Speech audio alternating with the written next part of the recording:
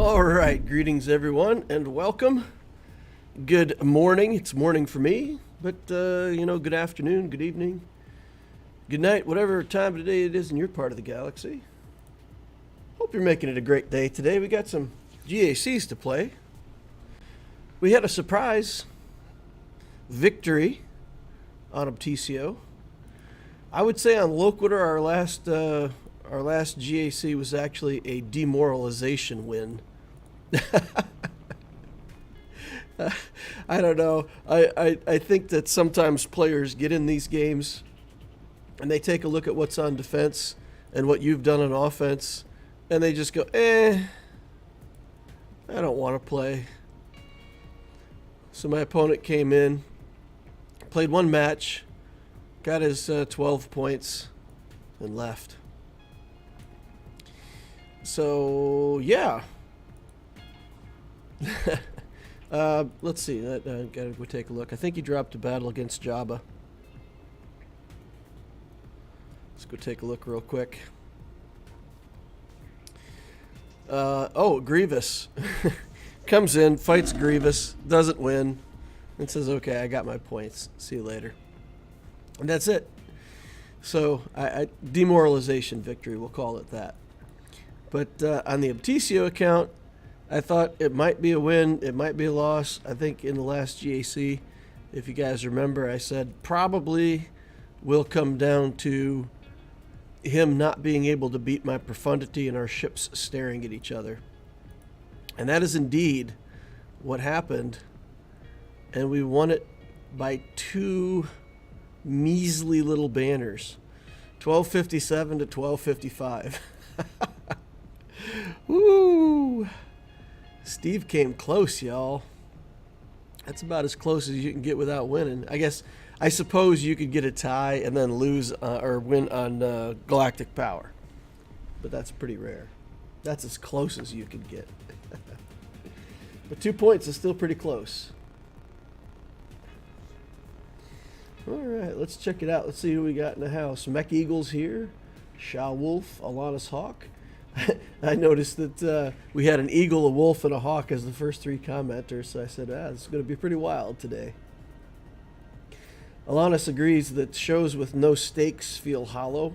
Wish we could have shows about Jedi with the writing quality of Andor. Right? Like at least in Andor, there were some stakes, right? It's not guaranteed that everybody's going to make it out. And some people suffered, let's say, loss of station or something. Something was at stake. Something. Let's see. Mithrate Taquado's here. Vitor says hi. Veggie Burrito says good morning. Zach Pitcher says it's 10 a.m. here. Darth Robbery says morning, DL. Hope you have a good day. Well, we'll make it a great day. We'll have a good day because we just decide we're going to do it, and we'll make it a good day, and so it shall be. Playlist says, Mr. Loquitur, how's the man himself doing? Good. Tiebreaker losses are painful. Yeah, because pretty much we're never playing in a situation, or at least I'm not. Very, very rare that you ever play in a situation where you've got more GP than your opponent. So, yeah, ties are always losses for me, at least on the Loquitur account. It's pretty much a guarantee. Yeah, so the title of the stream, watched the Ahsoka show last night, and I'm about to give a spoiler for part of the show. It's not really a spoiler. I'm not going to give too much detail, but if you haven't watched the show and you don't want the spoiler, then maybe you might not want to listen to this next part. But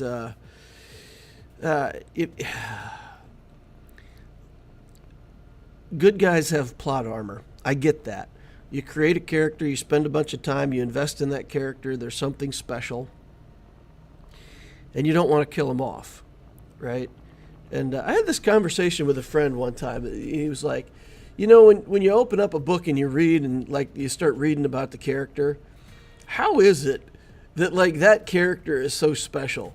like, you know, they're going to save the world or do some crazy, you know, awesome stuff, or, you know, be the one and only, the last of a kind, like the greatest thing in the world. It's kind of like, as soon as you open the book and read about the character, they're super special. So why is it that, you know, it's always, the character is always like the best thing in the world? Like Harry Potter, you know, you open it up and Harry Potter's the special one, right?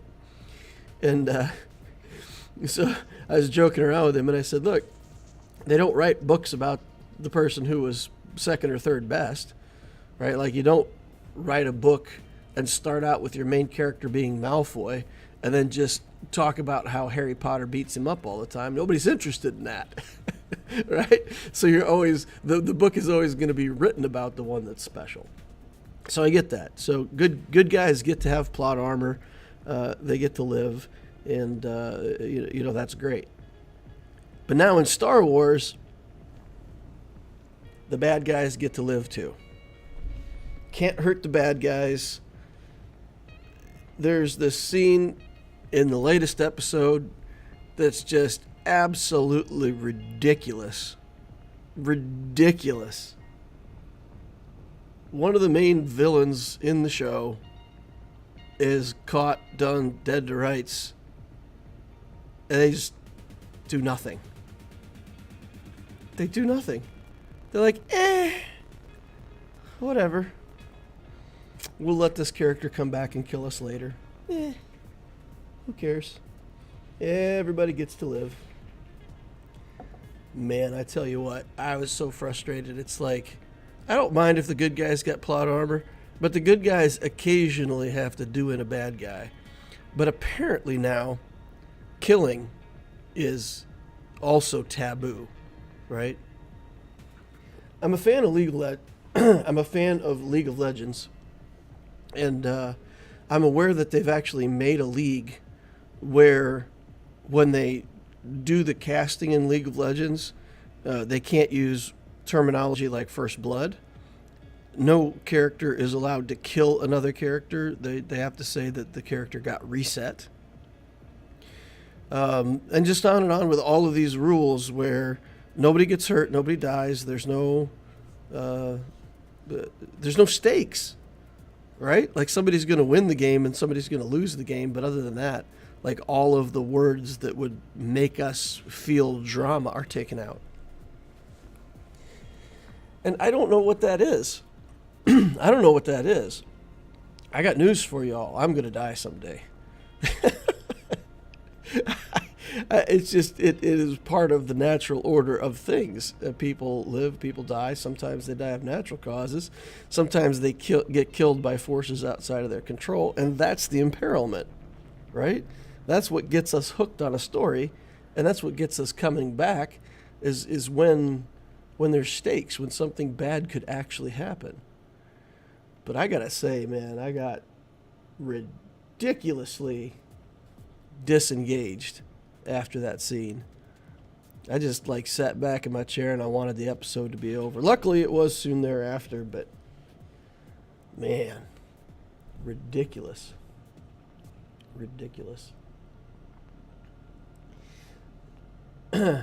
Storm Pooper says good morning. Shaw Wolf says, as long as Thrawn is there, I'm fine. My favorite character. I gotta say, Thrawn is well enough acted that he's almost the Thrawn that I was looking for. Like that cold, calculating, chess playing Thrawn. I like it. I like it. Of course, we all have these visions in our mind of what Thrawn should be like. And then from the animated series, what he, might be like. So I think they're pulling Thrawn off pretty well. I think Thrawn's pretty well written in the story. Yeah, I'm satisfied with Thrawn. Yep.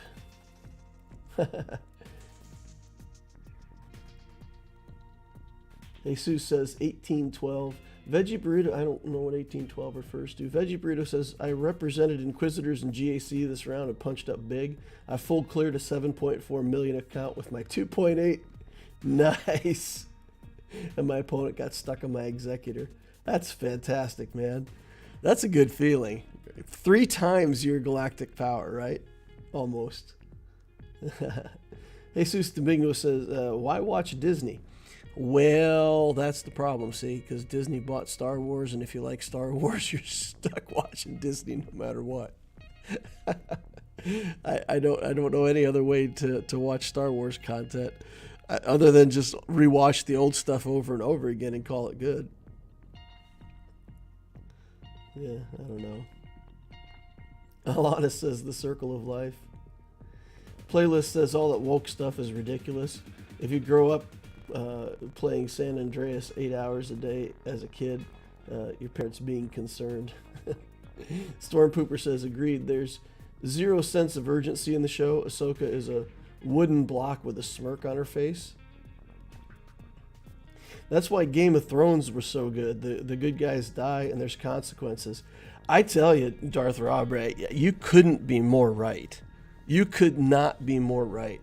I read Game of Thrones as a book when the first book was the only book, right? So at that point in my life, I was traveling a bit for work. So I would always have books that I could read on the airplane and read in the hotel room when I'm, I was doing some overseas travel at the time. So I read a lot of books, and I love fantasy, of course. So I'd picked up the book when Game of Thrones was just started, and it was the only book. And I tell you, you open up the book, you get introduced to Ned Stark, and Ned Stark's a paladin, right? Like if you like D&D and you start reading the book, you very quickly associate Ned Stark with being a paladin. He's a good guy. He's off to the righteous cause. He doesn't want to be embroiled in the politics. Bam! His head's gone. There's your main character, dead. And I was hooked. I was hooked. I was like, oh my God, what is this? Then you got the Robb Stark redemption arc. He starts to gain back his family's armor. Bam! Red wedding. See you later, buddy. You want to talk about stakes? The stakes in that are no joke. I mean, you make one misstep, you put you 6 feet underground with a little stone on your head. Done. That's imperilment. That's imperilment. And I tell you, there's another one that still to this day I remember the book. I was younger. I think still a teenager when I first read Dragonlance. And in the Dragonlance book, it's a similar thing. There's this paladin who's the Knight of Roses and the last of the kind, and if this person dies, the order is no more, right? And there's this holy quest to save I think it's called the Order of the Rose, right? So they're on this sacred quest, and then in the middle of book 2, there's this scene where they're trapped, and they just need more time to escape. And Sturm goes up on the wall, the Dragon Rider comes at him, and just skewers him, just kills him. And I kid you not, I just sat there staring at the page in the book. I went forward through the book to figure out where the dream sequence ends, right? Because okay, this is like a vision, it's a dream, it's something like where does he come back? And I'm going back. I'm like, okay, I missed something, right? Like going forward, I missed something. Like what? And I just put a bookmark in the book and threw it. And I was just done with the book for 3 days. I couldn't even go back and pick it up again. I couldn't read it. I was like, how dare you kill off Sturm? He's the last of his kind. The Order of the Rose is gone. He's dead. But that it changes the context in the book after that, right? Because now when you're reading a fight scene and things start to get gritty, you get worried. You're like, oh my God, is another character going to die now, right? But without those stakes, without the feeling like there's really a likelihood that this main character is going to go away forever. Without that feeling, I don't know. It can be a good story, but the story is not better or different than other stories that you've heard in the past, right? So Fine. Yeah, okay. It's another story with a happy ending. We got plenty of those. It's just like the other ones. So, yeah. I don't know. I like those moments in books. And Dragonlance, even though they did that to that character and like made me mad for a couple weeks, I still, that is one of the series of books that really locked in my my fascination with fantasy and Dungeons and Dragons and all that stuff, right? Awesome.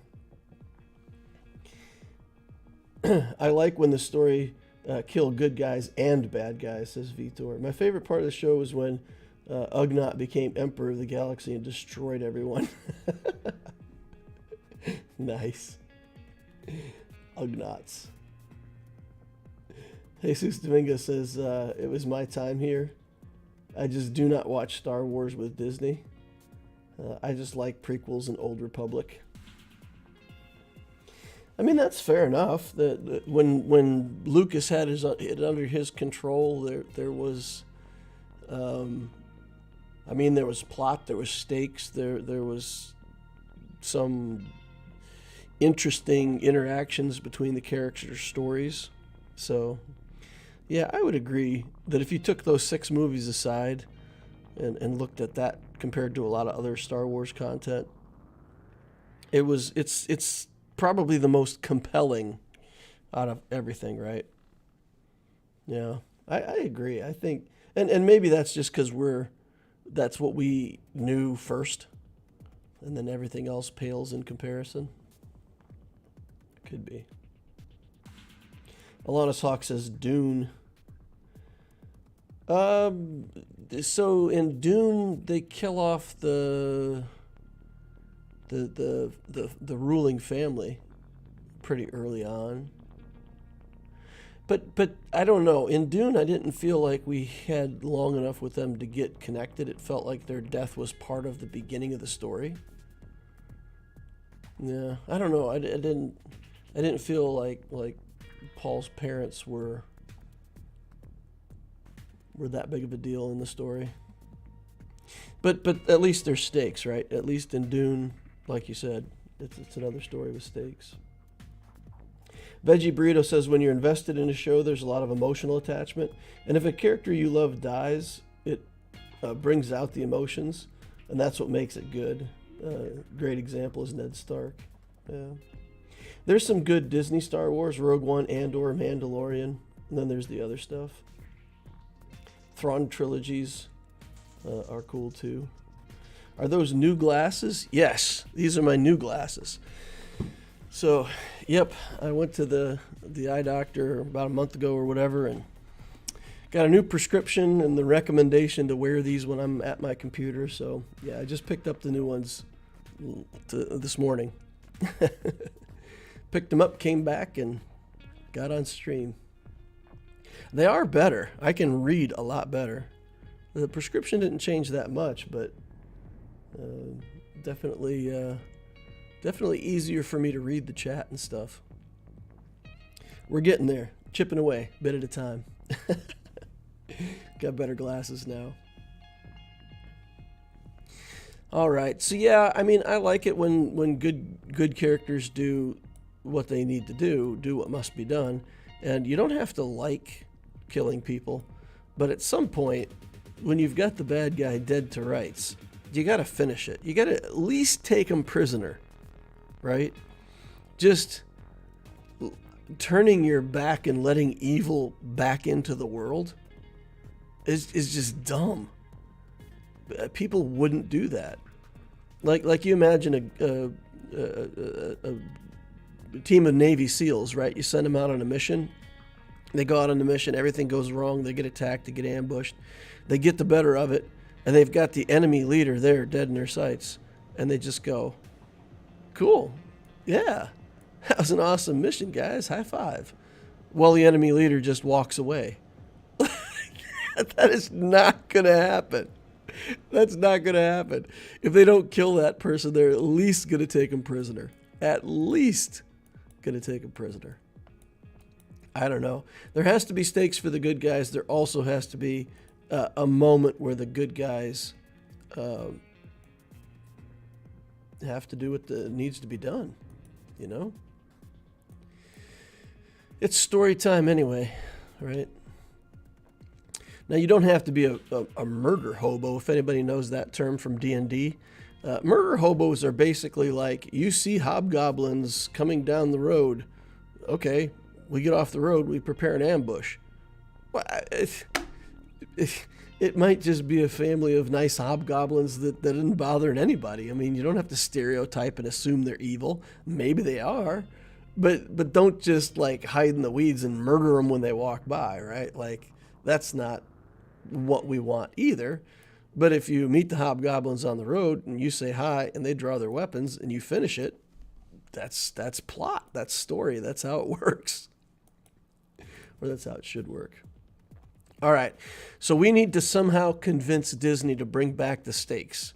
Kill off a few characters. I mean, if you name the show Ahsoka, and she's in a fight with this, Balin guy, and manages to live through the fight, that's okay, right? The show has her name on it. It'd be weird to name a show after a character and then, 4 episodes in, just kill off the character. That would be kind of weird, right? So we're not going to do that. But at least let some bad guys die. Let some peripheral good guys, pass away. Get the stakes back in the game, in the show. All right, let's take a look at this Grand Arena. We're fighting against Teak. He's directly from the Bad Batch, right? If we pronounce his name like Omega would, Teak. Rekka and Teak. Does anybody else find her accent, Omega's accent, bizarre? Like I think her accent was supposed to be New Zealand, like Maori or something like that. But man, her accent to me was just weird.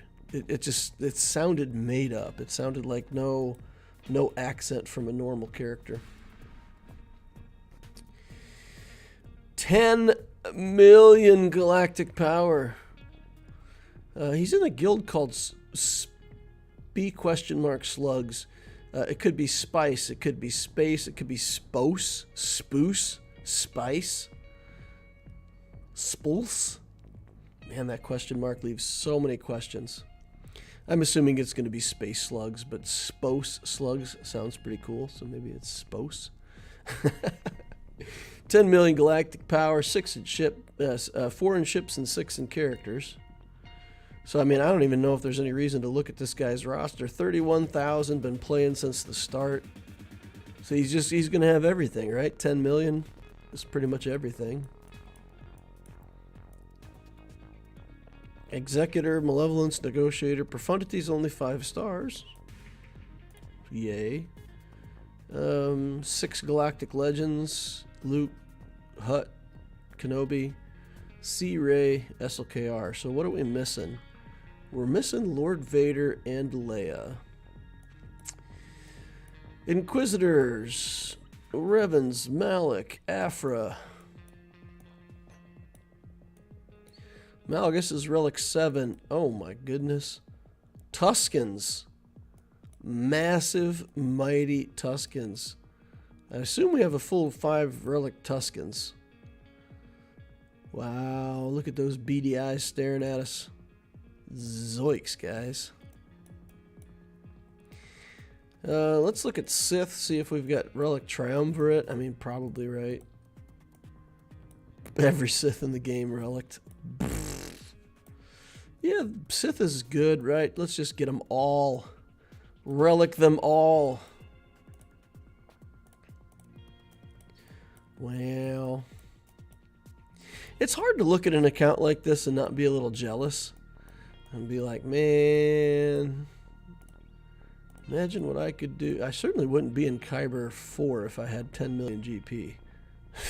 I feel like that's pretty much a guaranteed Kyber 1, right? Commander Ahsoka Tano, fastest non-GL character at 332. What? That's it? That's the fastest character. 10 speed, 20, 15, 22, 24. Okay. That's unimpressive. Gideon, 305. Gideon, one of the 2 fastest characters in the game. I think him and Tech are still, or him and this new Echo here are tied.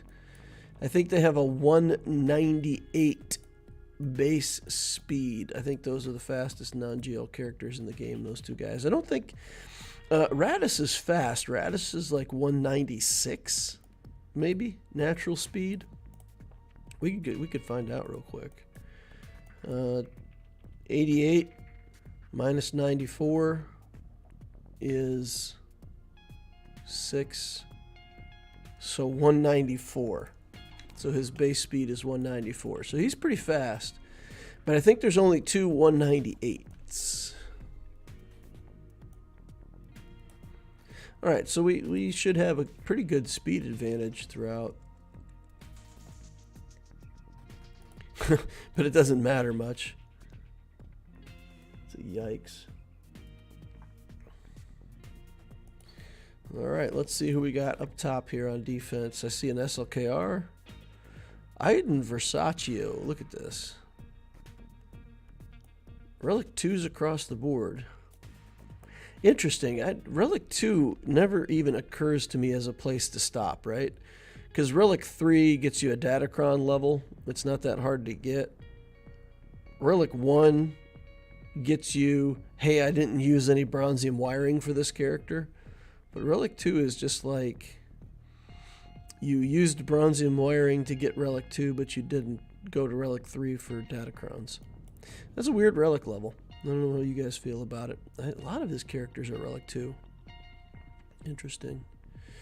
All right, here we got some kind of bounty hunter team under Aura Singh with Zam. Here we've got the counterattacking extravaganza. I don't think I've ever fought against this team. I don't think I've ever fought against this team in Grand Arena with Zori, with the Omicron. So we're going to need a ton of damage, and we're going to need to be ready for the counterattack junk that comes back. SLKR, we're going to try to kill that with our Jedi team for certain. And down here we've got Jabba. We can try the CLS team against Jabba, see if that gets us a win. We've got Rey. We could use Sith Eternal against Rey. And that leaves us with a Malgus team. I don't really see us getting through this. I don't see us getting through this zone. We just don't have enough on offense. But that's 3 GLs he put down on defense.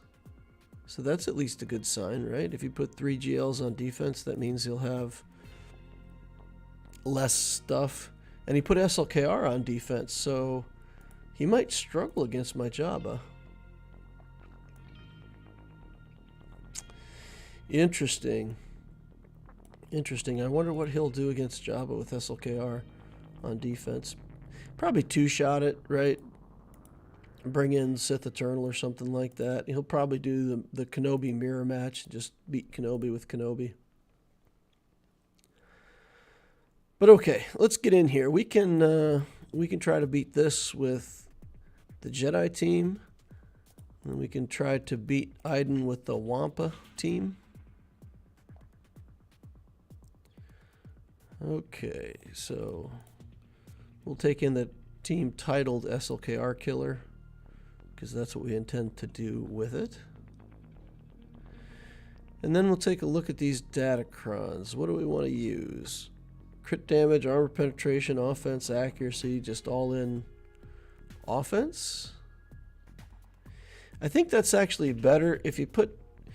I'm always worried to put like the 15% health and protection, because we want SLKR to poke Revan and get a kill and trigger his savior and all that first. And if we start putting a bunch of defensive stats on, then it's likely that we don't get that interaction. And if we don't get that interaction and then we have to wait for a turn, then we're too close to all these guys going. So we really want to get the savior popped, get the free turn, so that basically our first action happens at SLKR's initiative. So this should work. We've done it before. We'll try to do it again.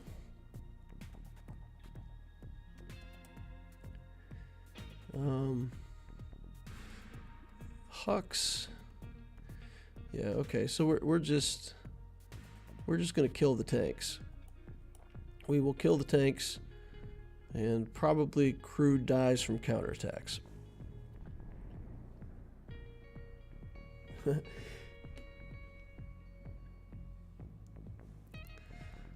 Okay, so that worked. It did what we wanted. Pass the turn to Luke. Get stuns out. Send Luke in.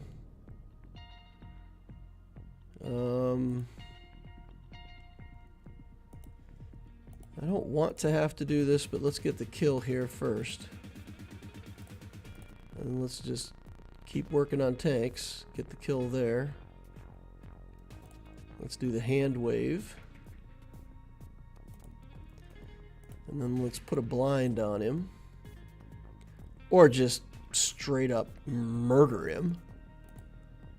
Also an option. Okay, and then we'll get in here, get the red trooper down, and that went about as good as it could go. All right.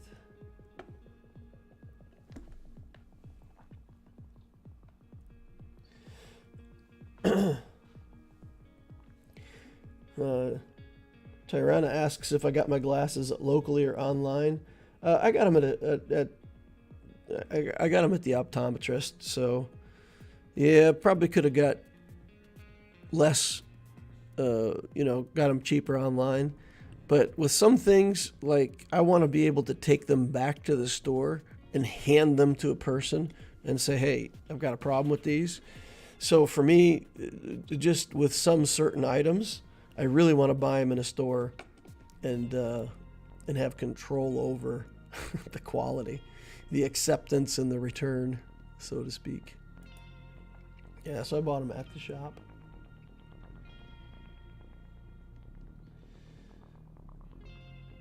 Most of the show comes down to one thing only: fan service.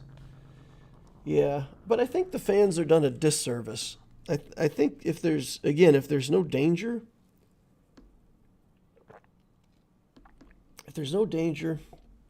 it's just, maybe that's it. Maybe Disney just says, hey, look, we're a fairy tale company. We make fairy tales. That's it. That's the way we're going to do it. But I personally, I want more danger. I want it to be dangerous. I want the world they live in to be risky for a Jedi. Because it should be, right? Like, Order 66 killed off the Jedi. There's not that many Jedi left. They should be pretty rare. And they should be, like, I don't want to say hunted, but let's say imperiled. Like, killing a Jedi would be the pinnacle of a bad guy's desires, right? Like, the ultimate good guy, and I won a battle against them, makes me the ultimate bad guy. Pretty simple math. I'm just going to put this in auto, I think, right? We're going to have to do a lot of ramping because these are relic. Well, not a lot of ramping, but some. Wampa sometimes won't do the womp. If you put him in auto, he'll just keep ramping like every time he gets a turn. So maybe we don't put it in auto.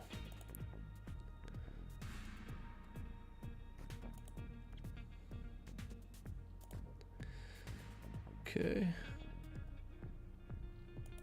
You know what? Let's kill this Death Trooper. As we can. A lot of reasons to do a thing, but in this case, do it because we can. Oh my goodness. That Wampa's doing a lot of damage. Big damage. BDW, big damage Wampa. That's probably some kind of a pornographic abbreviation that I don't know what it means. Man, they like everything is an abbreviation these days. If you put together any 3 letters, it's probably an abbreviation, and some version of it is probably not appropriate for work. Not safe for work. Man, this Stormtrooper's holding up.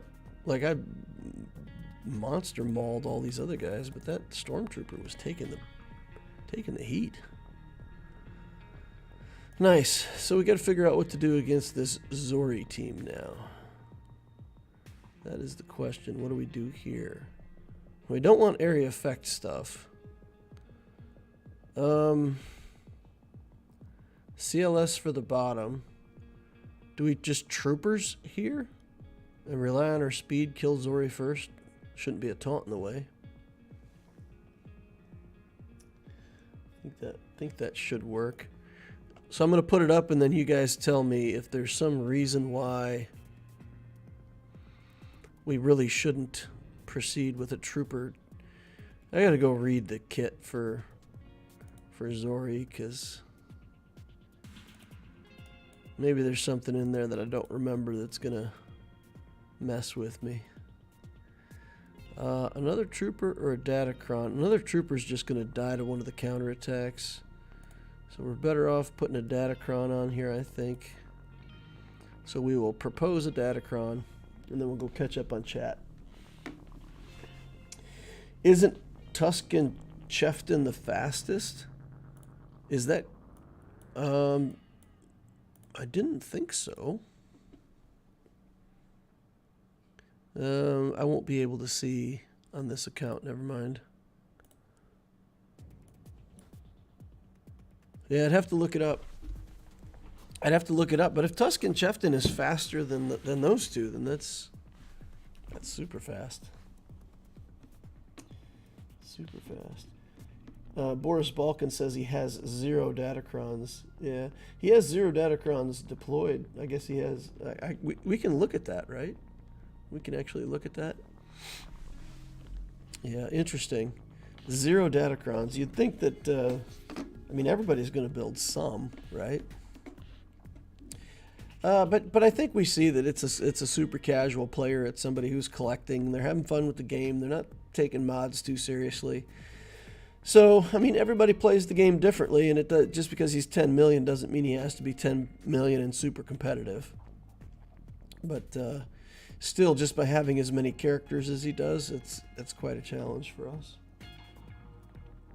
Gas beats Malgus.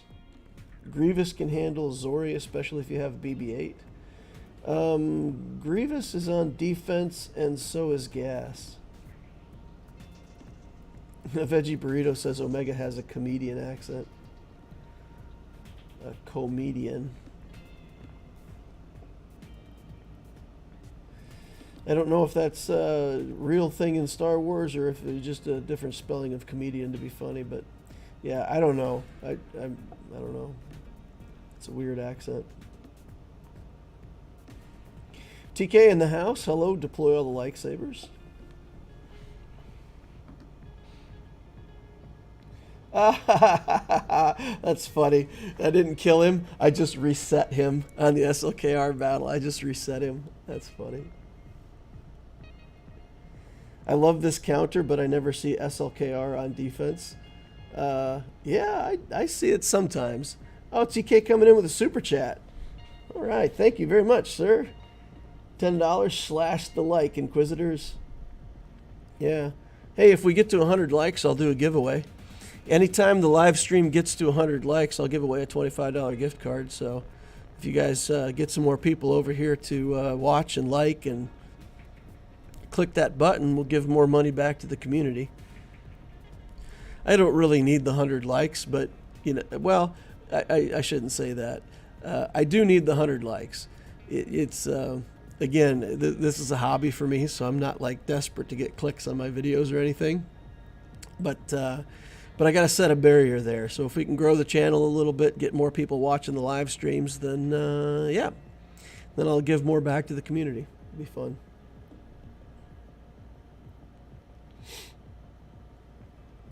Jesus Domingo says, dentist, vision, medicine, just do not play with those things.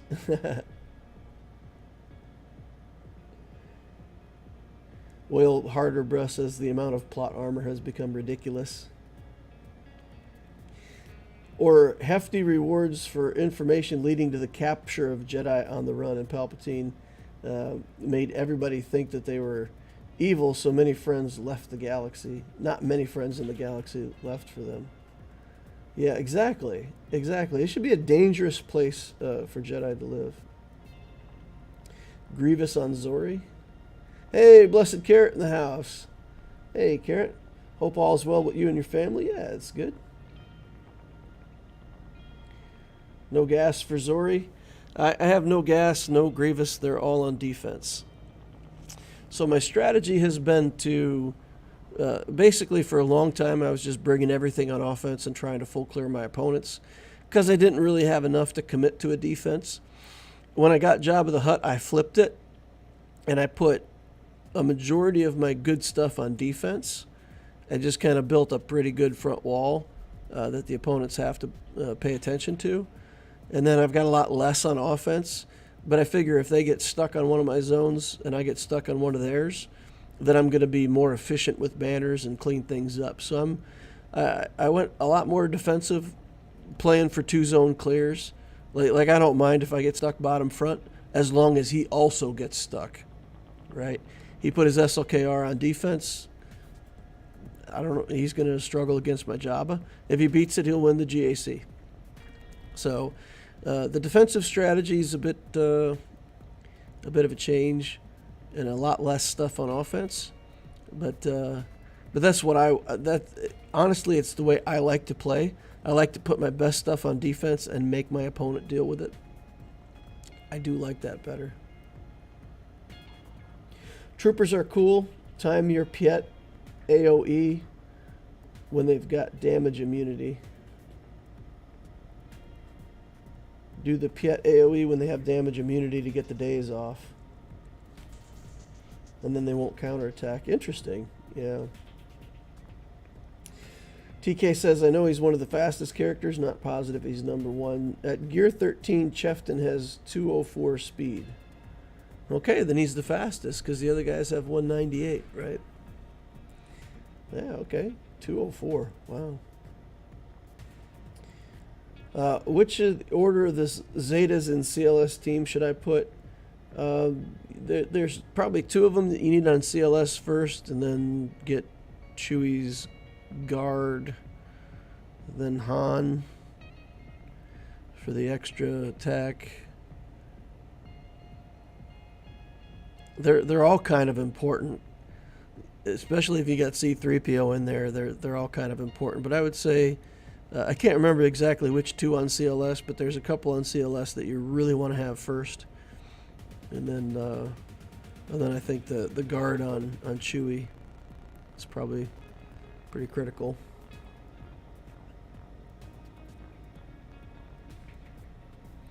I try not to put teams on defense that Wampa or Savage can solo.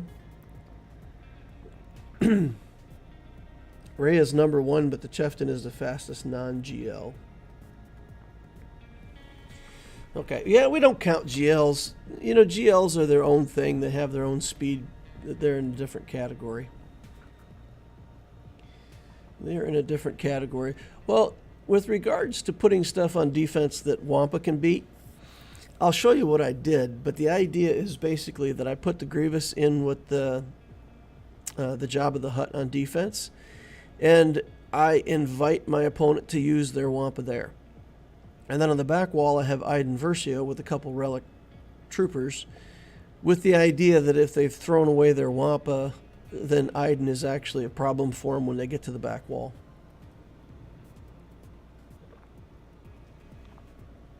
That's the idea anyway.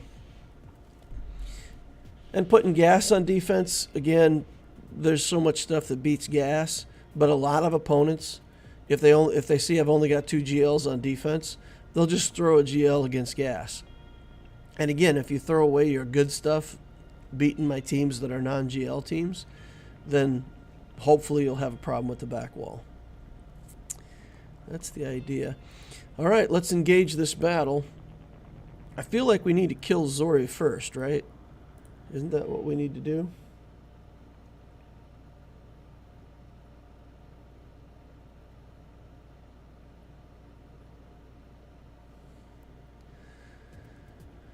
Okay, so Zori is hidden. We can't do anything with that. Who represents the threat? Let's get Finn out of here. We'll do that. Link up Dark Trooper. What is going on here?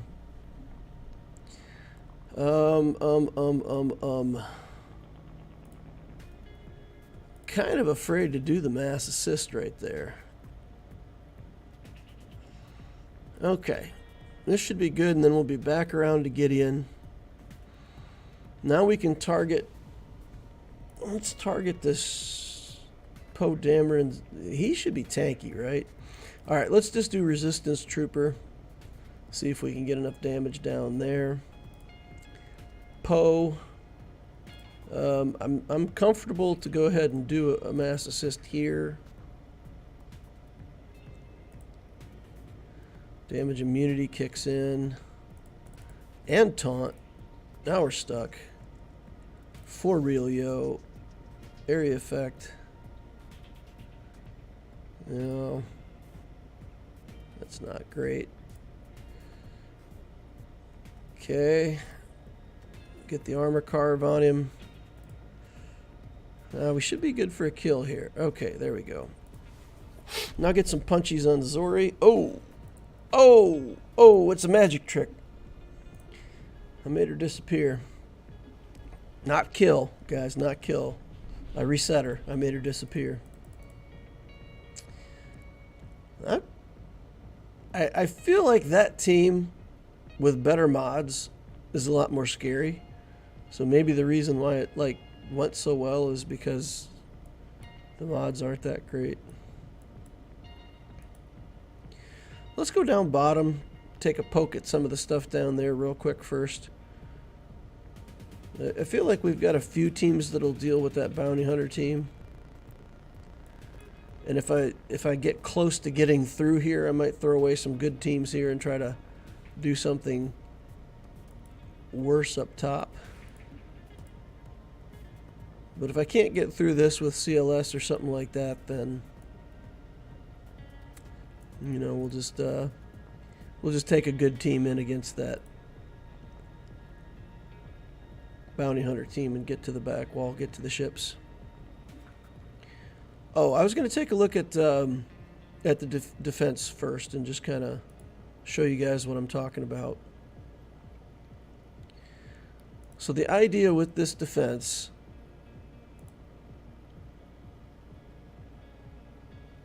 we put a bunch of teams up here. Qui-Gon, easier if you use a Galactic Legend or one of your better teams. Grievous, you can go ahead and wampa that. Gas, better if you use one of your better teams. Or maybe they even throw like Sith Eternal here, because a Sith Eternal against this is pretty much a free solo, full banner win. So we're just trying to bait them into using good teams on the front wall.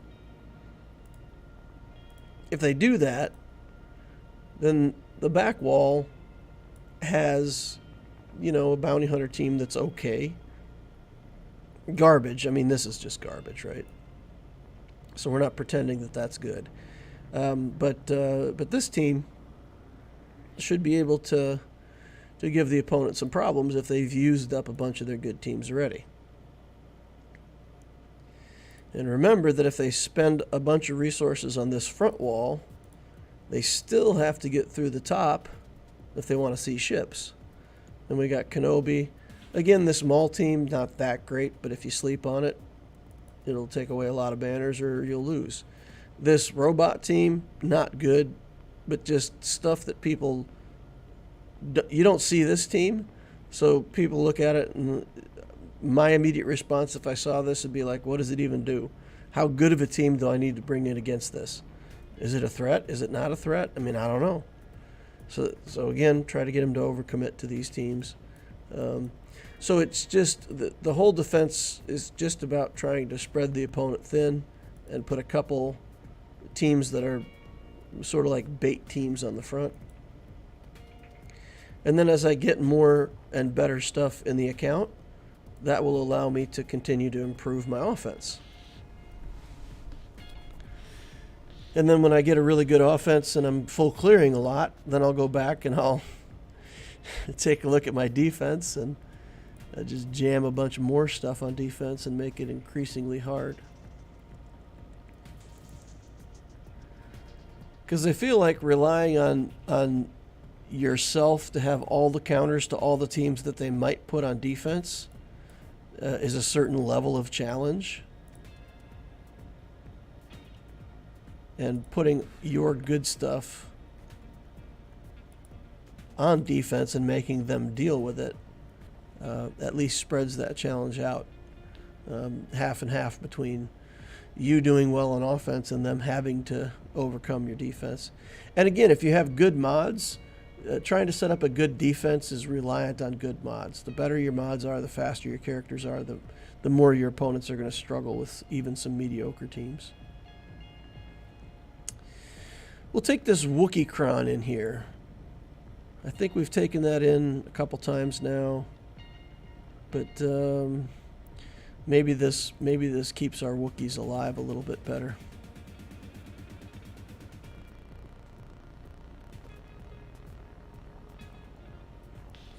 Used Leviathan for the first time on offense to take down Executor. Nice job, Carrot. Playing says I kill Finn first. All right. Leader Finn. Nice. Rose Tico Omicron adds another layer of difficulty with Zori. Yeah, Rose is actually good with that team. Yeah. If it's just KRR and Jabba left, after you try CLS, you can clean up with Mon Mothma team.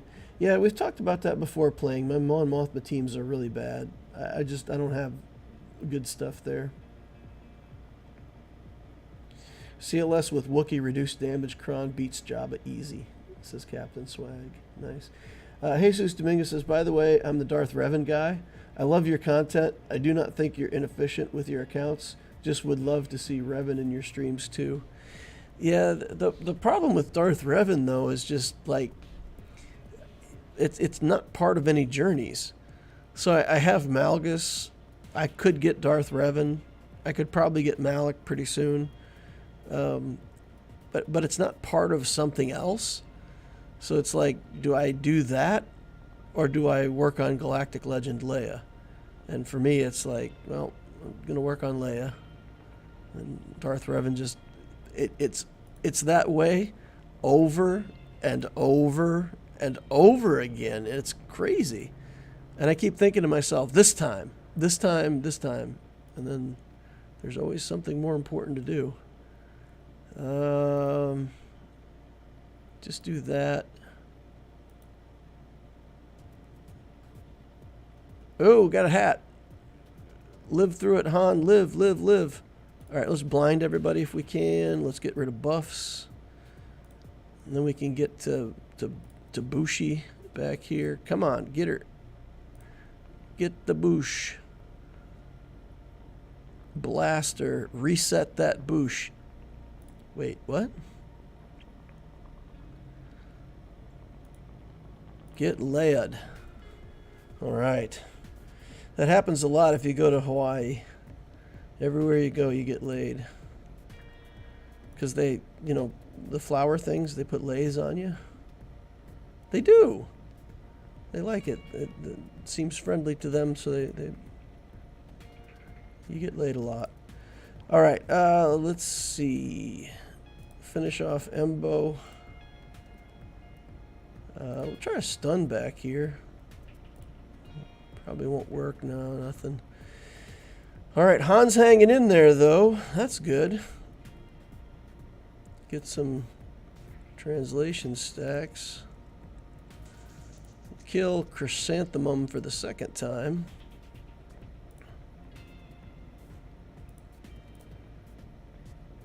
Okay.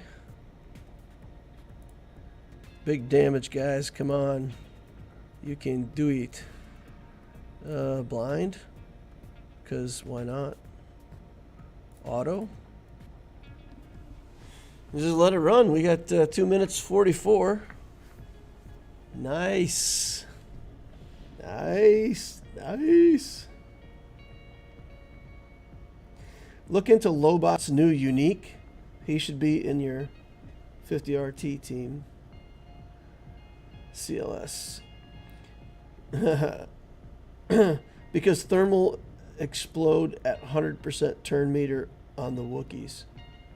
Oh, really? Really? Okay. So let's go look at this. So I'm curious now. I'm curious. So what you're telling me, when we put detonators on, okay, there's a mechanic for detonators, inflict thermal detonator. Whenever a thermal detonator expires, okay, for 2 turns. So what you're saying, at the moment that a Wookiee takes his turn, he still has 100% turn meter because it's his turn. So the thermal detonator buff will expire at the start of the turn, 100% turn meter, guaranteed damage reduction from the datacron. You know, it's weird, but I don't think I would have thought of that interaction just because, I mean, after a character takes his turn, their turn meter is 0. But you're right, at the moment that they take their turn, it's 100% turn meter. So this is what's making the difference. Non-galactic legend Wookiee has 50% or more turn meter. The damage they receive is reduced by 75%. So the Wookiee starts his turn, okay? That qualifies as the start of the turn. They have more than 50% turn meter. They have 100% because it's their turn to go. So they receive 75% reduced damage from the detonators. Nice. I didn't realize that interaction worked like that, but that's fantastic. That's a game changer, folks.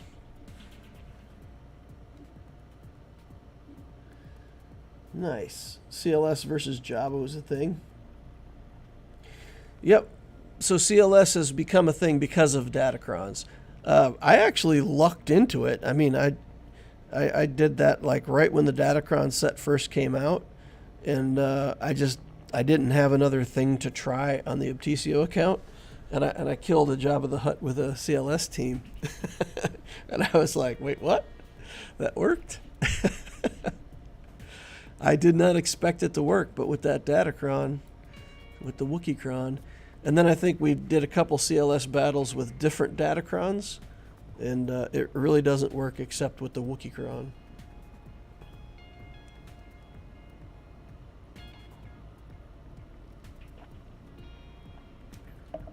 Worth noting that CLS is getting even better datacrons this coming Conquest. What? The Gritcron too? Wouldn't the Gritcron be better to prevent Boosh from exploding them? So you're saying that you would rather have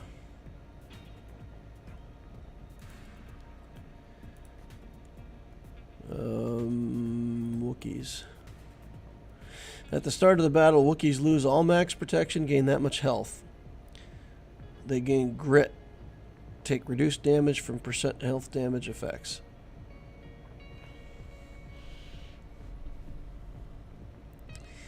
I like this better. I like the reduced damage here because it's going to work against the detonators. We're not really worried about other percent damage effects.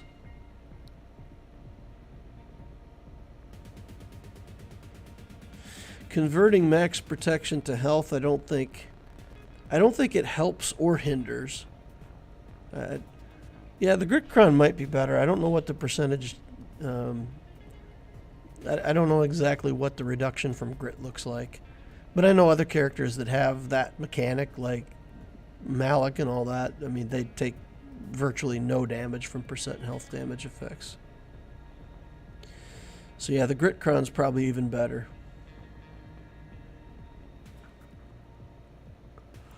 Well, interesting. And you're saying it's going to get even better with the new datacron set? Conquest is up next week, isn't it? Yeah, 2 days. I gotta say, I enjoy the game a lot more when Conquest is not running. I just, man, it's like the game takes a certain amount of time and it's okay. But then when you add Conquest on top of it, I don't know. The Conquest game mode for me just takes too long. I don't like spending that much time in Conquest. Is it the 3 attackers? I really don't want to fight against 3 attackers. Here we've got this. Oh man, there's like no good options. Bunch of bad options.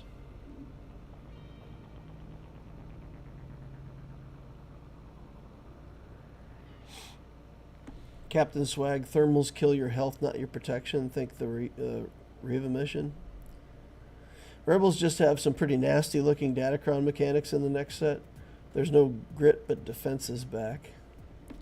Conquest means datacrons.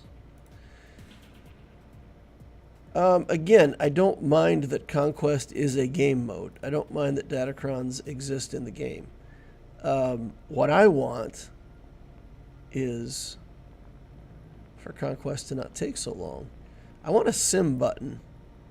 I want a button that says, if you've ever beat the battle, you can just repeat it.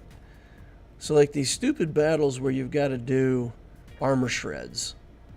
Like if I take a team in there and I do a whole bunch of armor shreds and I spend like 5 minutes getting 7 armor shreds, whatever, I don't know. Let's just say that that's a number.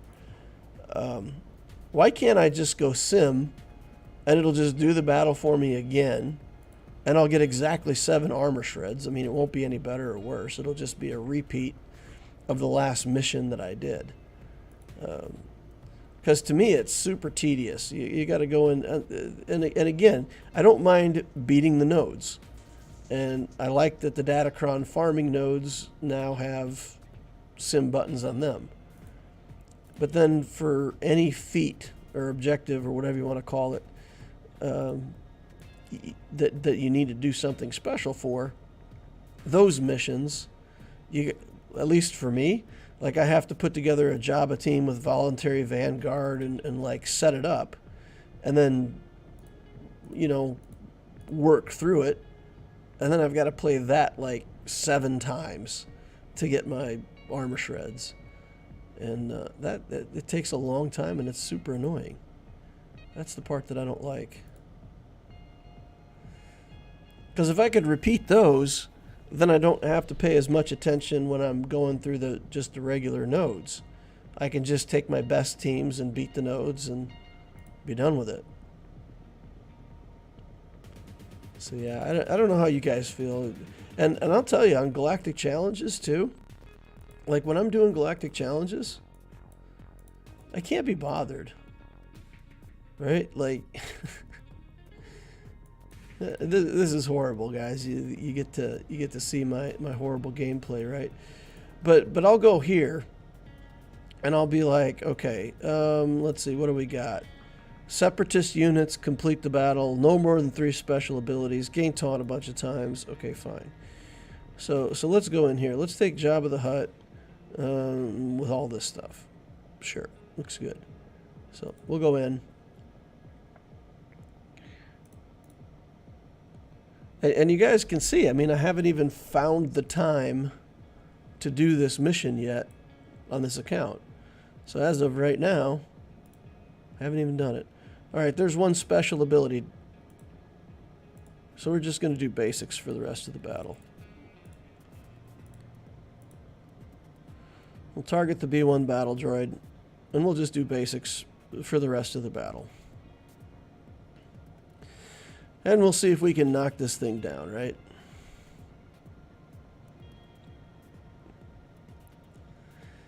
So a lot of times I come in here and I do this, and then like I can get 2 or 3 of the required quests done. But then to try to get box 9 or 10, I would have to, you know, come in here, do something special, or make a team that I would have to try 3, 4, 5, 6 times on. And I don't really want to do that. So what I do a lot of times is I'll come in here like this and I'll get most of the quests done, whatever I can, you know, get done for like a team or 2. And if I get box 8, I'm done. I'm done. I don't play any more beyond that. This looks fine. Our second special is about to come up. All right, our second special is here, guys. Okay, here it is. Here's our second special ability. Om nom nom. All right, and just go back to doing basics. So this should complete like most of the stuff, right? Now, we will not have completed anything for the separatist part of the journey, but we got all this stuff. It should be box 8, right? We got taunt enough times. Oh, we didn't. So we would have to play that again to try to go get more taunts. So on stuff like this, if I can get another, 20 points and get box 8, I'm just done. I don't even bother. I don't bother trying to get box 10. So I don't know, guys. It's not great gameplay. It's like the game has gotten to the point where it just takes too much time for me to run 2 accounts. Does anybody else feel the same way? Has anybody else like quit all their alts and just gone back down to 1 account? I'm curious now. Poll the chat, see what you guys have to say. Have you guys continued to, with alt accounts, have you continued to play 2 alts fully? Or has anybody else just cut back because it's too much time?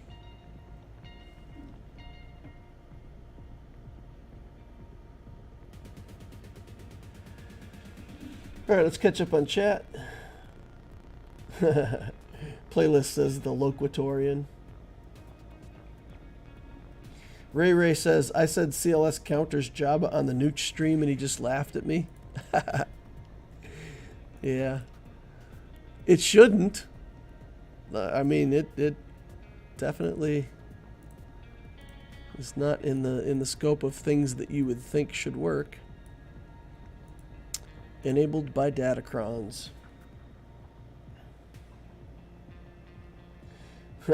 Calvin Awesome uses CLS versus Jabba all the time. Is that, I mean, is he using CLS versus Jabba? So there was a datacron 2 sets ago. Or 3 sets ago? Yeah, 2 or 3 sets ago there was also a datacron that allowed CLS to work against Jabba. So CLS worked, and then there was a middle part where at least I didn't use CLS versus Jabba or know of a way to make it work. And now with the new datacron, it's back on the menu.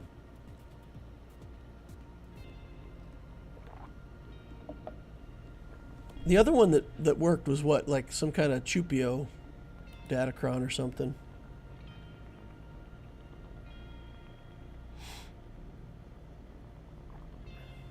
The feats this time are better. They cut out a lot of the kill missions in half. Nice. Shame that the dismantle rate has tanked. Gotta go, peace. Ain't nobody got time for that.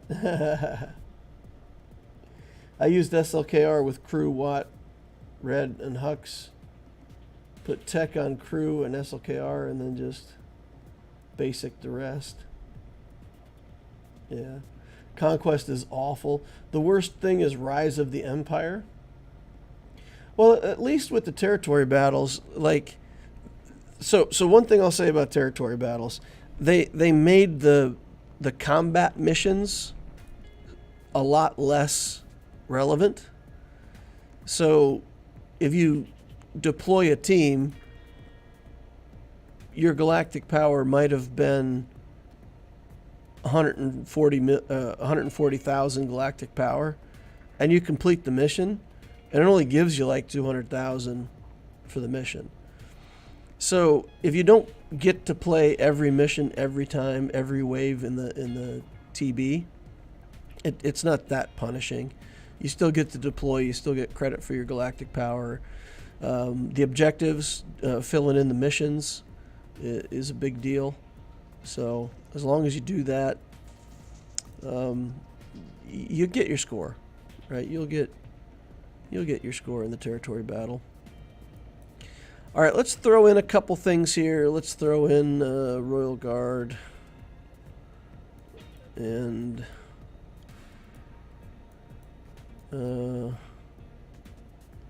that's kind of it, right? Throw in the Royal Guard just to waste some time. Put in a datacron because we can. We don't really need that many more stats.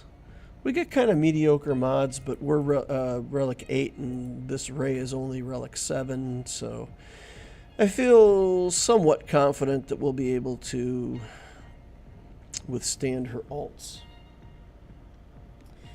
Playlist says, I quit my alt.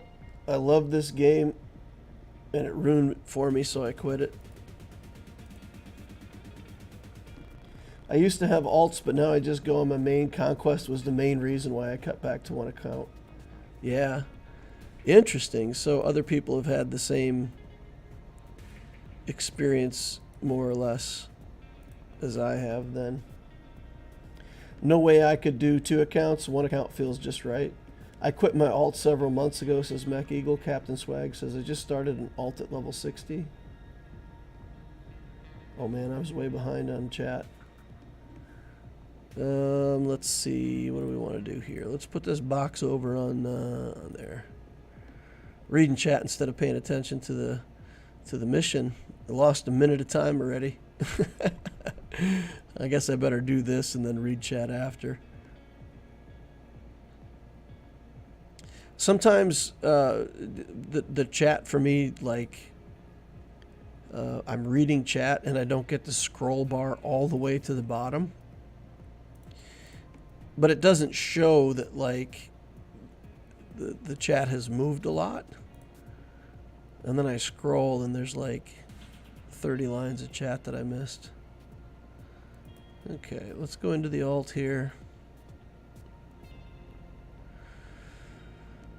This team, without the Ben Solo, feels so easy now. Alright, we'll get the relink, we'll get the healing immunity off of us. We'll put it on to Rey so we can start draining her real protection. She's still going to have 1,000,000 pounds of lifeblood on her, but nothing we can do about that. Alright, here she comes. Now, if I put Rey on defense, my recommendation is if you're going to have Rey on defense, you need to make it an offense-based Rey.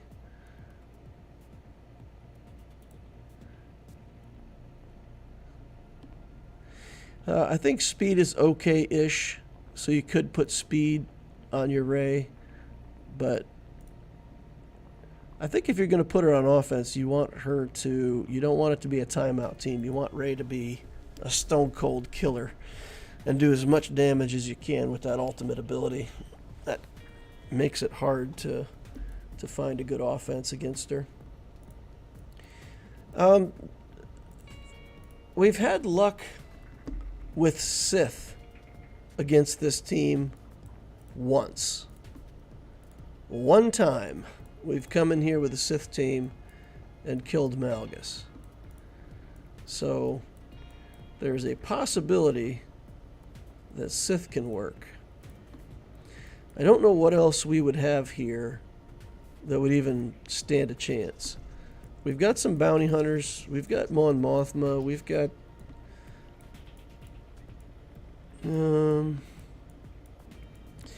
a bunch of garbage like Sonastaros at gear 12 and things like that. We've got some teams that can clean things up, but we don't really have many high-powered teams left. Everything else is on defense. I don't know. Let's just take a stab with this. I don't think it's going to work. I think we'll get debuffed and Nihilus won't get a turn. And it all comes down to whether or not we can get an early turn with Nihilus. Kill this Malgus. If Malgus is dead, there's some stuff we could probably clean this up with.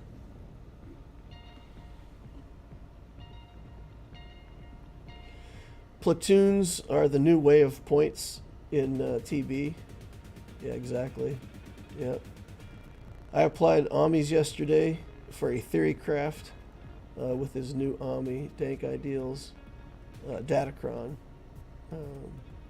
Datacrons. Mike CS says I have 2 accounts. I can do pretty much everything except Conquest. The AI gets whatever time I have for them with free energy for Conquest. What made me quit my alt was I got to the point where I was farming basically the same thing as my main. That just makes the grind worse. Yeah, that's where I am with Loquitur and Obtisio right now. It's like I'm doing the same stuff, and you're right. That just makes it like super boring. Okay.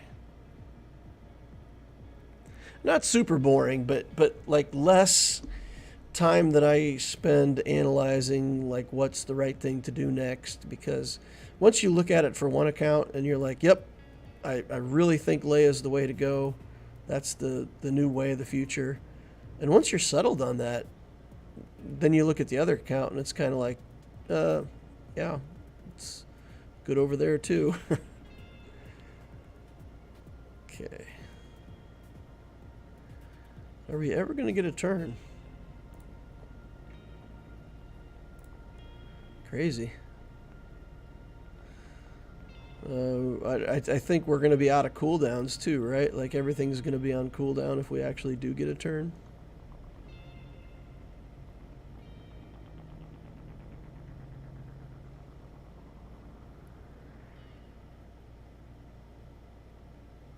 Malgus down. Oh, that was a decent hit. Malgus hit us back, though. He deals 100% of your health, and he somehow did 100% of our health and, like, all of our protection and some other damage besides. Okay. We're dead over there now. It's definitely a cooldown problem here, guys. Nihilus is not taking a turn. I don't think we've taken a single turn on Nihilus the whole game yet. Treya's down. That means that the part of the Omicron that gives us the free... Yeah, this is... Did nothing. Never got a turn. I got nothing for this team. Bounty Hunters is the only other thing I can try. And I don't think we got much of a chance. with that. All right, we still got chat to catch up on. My main and alt farm differently, so I feel like I can play with everything. Captain Swag says you can gas Rey with a Jedi. Reduced damage cron. Gas never works versus Rey. She always happens to whirlwind when he's down, even if I save the form up. Starkiller's good against... I mean, isn't Starkiller just the standard go-to against Rey? Without Ben Solo, my gas 501st is my go-to for Rey. Yeah. Problem is, I've got all that stuff on defense. I've watched the counter video. It just doesn't work. Maybe 15% of the time it does. It's working better than Starkiller at the moment, says Captain Swag. Interesting. Dope Man says, I have 2 accounts. It's rough doing Conquest and ROTE on both. So I try and get what I can done on the lower account. Baby Cal is insane with Rey. It's so hard to kill things. Oh, the generic the like the non-Jedi Cal. That's cool. Full offense JML for defense too. So JML offense for defense. You wouldn't do protection on him? Isn't it just protection? Don't read now, do your battle. Darth Revan, just saying. I wonder why, how I'm going to beat Malgus in Proving Grounds with Traya.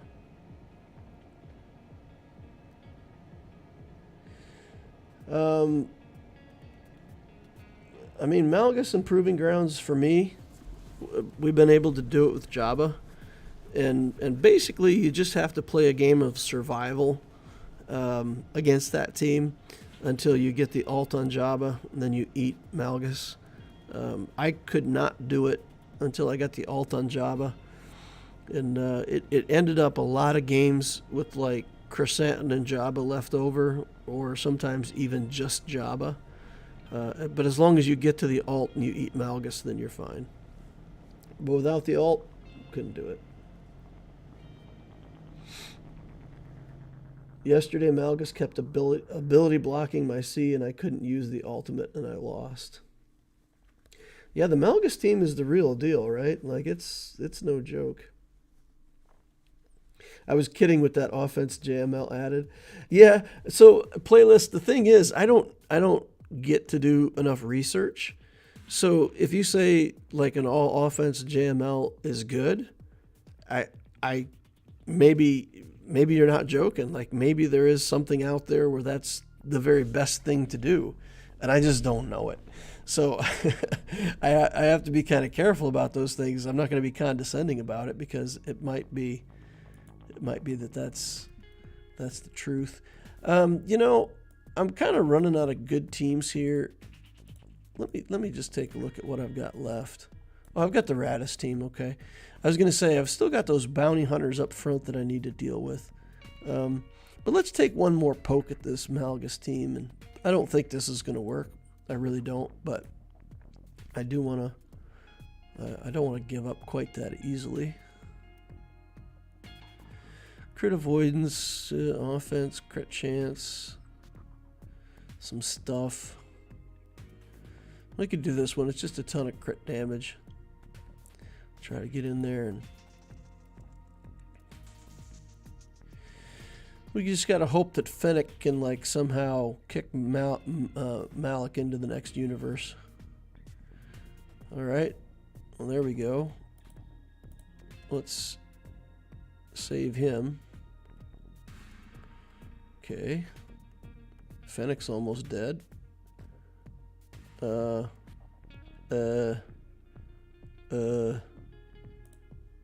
Well, I'm not going to get a turn there either. I don't have anything for this. We're just done. I don't have anything for that. I probably should have used that team against the Savage, because then at least I would have had the Annihilate on the Mandalorian for Asajj, or for Savage.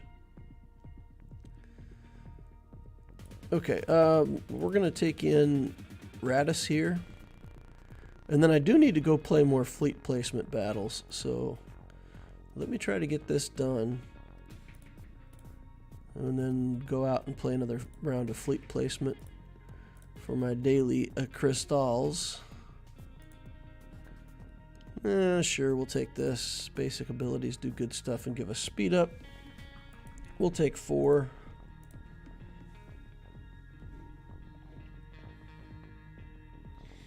You don't beat Malgus with Traya. Playlist says there's literally videos of YouTube Traya versus Malgus. I take Malgus on offense to beat Third Sister teams or Seer Malicos. The Bounty Hunter teams happen the same to me. Seems that there's a counter to Malgus with Jedi Knight Cal. That's cool. Jedi Knight Cal. Those the characters in that Cal Kestis journey are interesting. Like Seer is a pretty cool character. Cal has some neat mechanics. Like, I like those characters. The problem that I have with like all this stuff, if you're free to play and you decide that you want it, you start farming these characters, you're still 6 months away from getting them. And by the time you finally get them, you know, a month later, they turn into double drops. So it's, I don't know, it's super awkward to play free to play and try to get the new content. Okay, let's get out of here and go do a couple fleet battles real quick.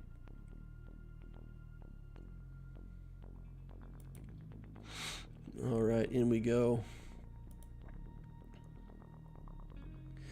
And then we can go back to Grand Arena, do some fleet battles.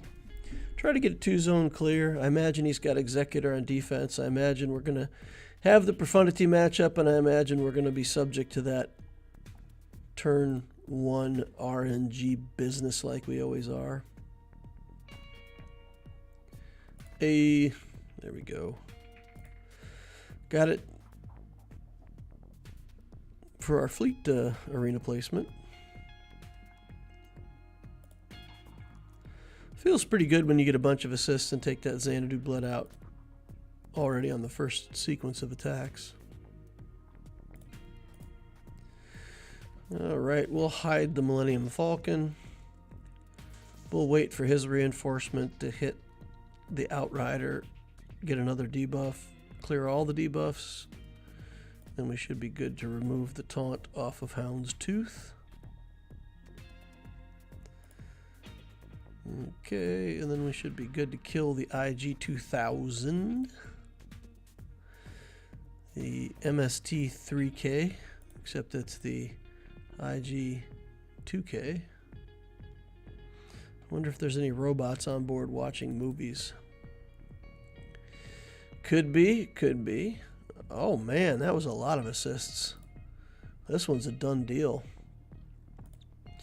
We're going to have the alt like at the next capital ship turn before his I thought before his reinforcement, but I was wrong on that one. Okay, fine. Right after his reinforcement, put it in auto, and then we can go over to the Apticio account, try again for fleet placement over here.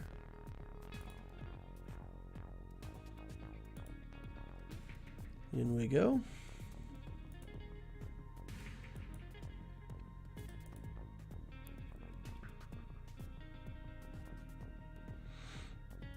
Okay.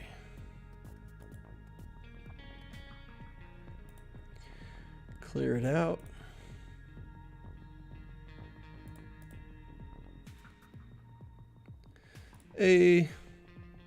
That's no good though, right? Because we got good RNG twice in a row, so now when I go back to my GAC, probably be time for some bad RNG.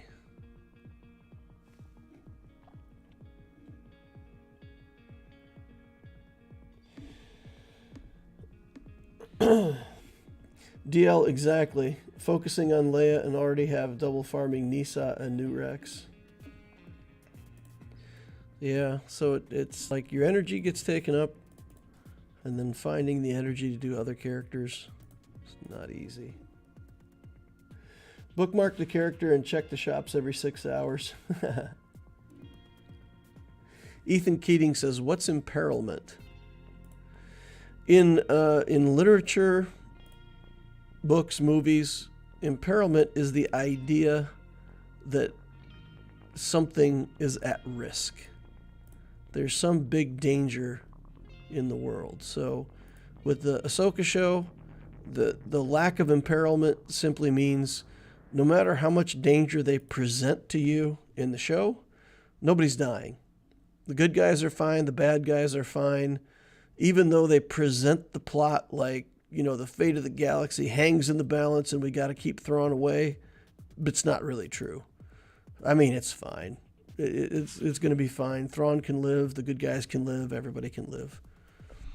So the lack of anybody of consequence dying or, you know, being exiled or whatever. So they go to a new galaxy, right? And there's a risk that they could be trapped there forever if they can't follow the right way back. But you don't even worry about that. Like, you know, they're going to find their way back. You know, it's all going to be fine. So there's no imperilment. There's nothing to tell you that if the main characters fail, that, you know, the fate of the galaxy is in jeopardy. Real people are going to be dying by the thousands. That's imperilment. Imperil the universe. Because that's what viewers, readers, whether they know it or not, that's what they want, right? They want stakes. DL is releasing a cologne called Imperilment. That's pretty funny. All right, so we don't have Executor, and we do have Finalizer. Finalizer is awful to put on defense. Do not put a Finalizer on defense. What do we do here, though? This is kind of naughty. I think we probably are best off Malevolence here. Even though Profundity is my best fleet, if they get this fire on my Profundity ships, my rebels, they really struggle. So it's probably not best to walk your rebel team into the bomber. Yeah, I think we'll take Plo in here with some separatists, and we'll just try to get this with the Malevolence fleet. Might be a mistake, but I'll get that. Blessed Carrot says, I'm very happy with Leviathan since I skipped Profundity. That's the way to go, I think. I don't know. We could think about that. Like, what if you took one fleet out of each meta? If you did either Executor or Profundity and not the other. And then similarly, if you look at Leviathan, if you were to say, okay, either do Leviathan or whatever ship comes next. So you do one and skip one. I feel like that would be okay. And honestly, in Grand Arena, I have seen a lot of success on the character side of things. It used to feel to me like I want to bring in Spy, but if I bring in Spy, I'll never get Plo. So I'm going to bring in Plo and just try to get some buzz droids down and get back into the game here. See if we can get that done. But in Grand Arena, so let's take it all the way back up to the top before I say what I'm going to say. So if you're starting in the game right now and you are trying to figure out how to do well in Grand Arena, just stop. Just stop. If you say, well, I could build Revens, I could build Starkiller, like there's these early teams where I could really get a leapfrog and jump ahead in Grand Arena. Why? There's not even a logical reason to do that in the game the way it's set up right now. The rewards from Grand Arena are not that good to justify going after that as your main method of building your account. So other game modes provide more rewards. Okay, let's get this spy in here now. See if we can take that out. So we're not going to build for Grand Arena. We're going to build for Fleet. We're going to build for Conquest, territory battles, and then for Grand Arena and territory wars, we just get what we get, right? Like whatever we get done there is fine. I think that's a better way to build the account. So you don't need a lot of fleets. You need a fleet to stay on top of the fleet meta. But as long as you have your fleet, whatever's good and relevant for getting fleet currency, you don't really need to build a bunch of fleets for Grand Arena anymore. It's a lot less powerful. So maybe just build one fleet per cycle, leave the other one alone, get your fleet arena placement, and don't worry about Grand Arena. Just throw down big characters in front of the fleet zone and just don't let your opponent see that you're behind on ships. It used to be the opposite. It used to be having good ships gave you a huge advantage in Grand Arena, but now it's just like, why do I even care? I'm not building for Grand Arena anymore. So that's the gimmick. Let's take Profundity against the Finalizer, I guess. And that'll leave us Negotiator against the...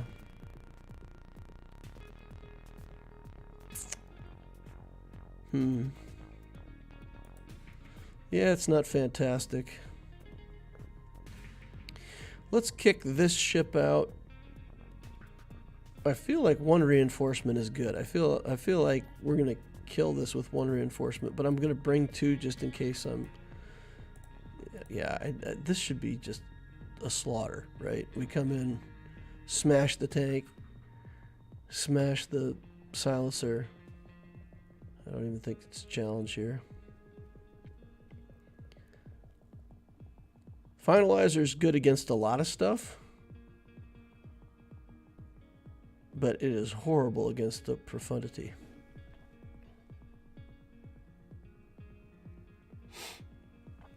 After Leia, we'll be changing the new journey to New Mando or Paz Vizsla.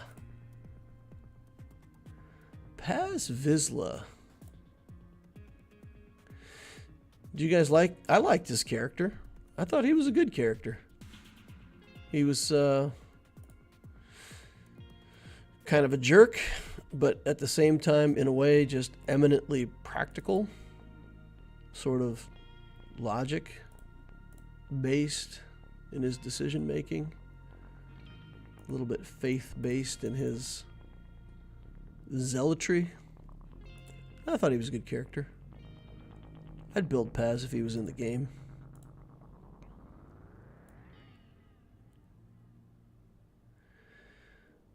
Who was the guy that made the Darksaber?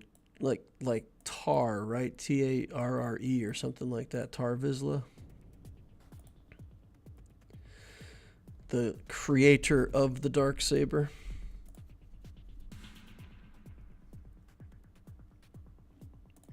Who do you guys want to see come to the game more than anything? More than anything, what character would you guys love to see?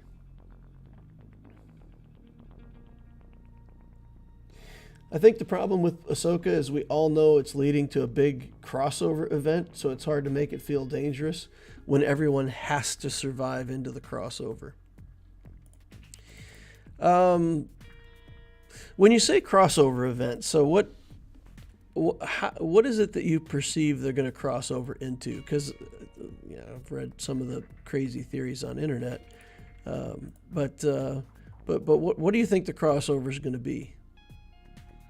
Do you think it's going to cross over into like the universe that we know, where it'll be like Earth relevant? Or do you think it will be like just a different timeline where there is no Exegol Palpatine?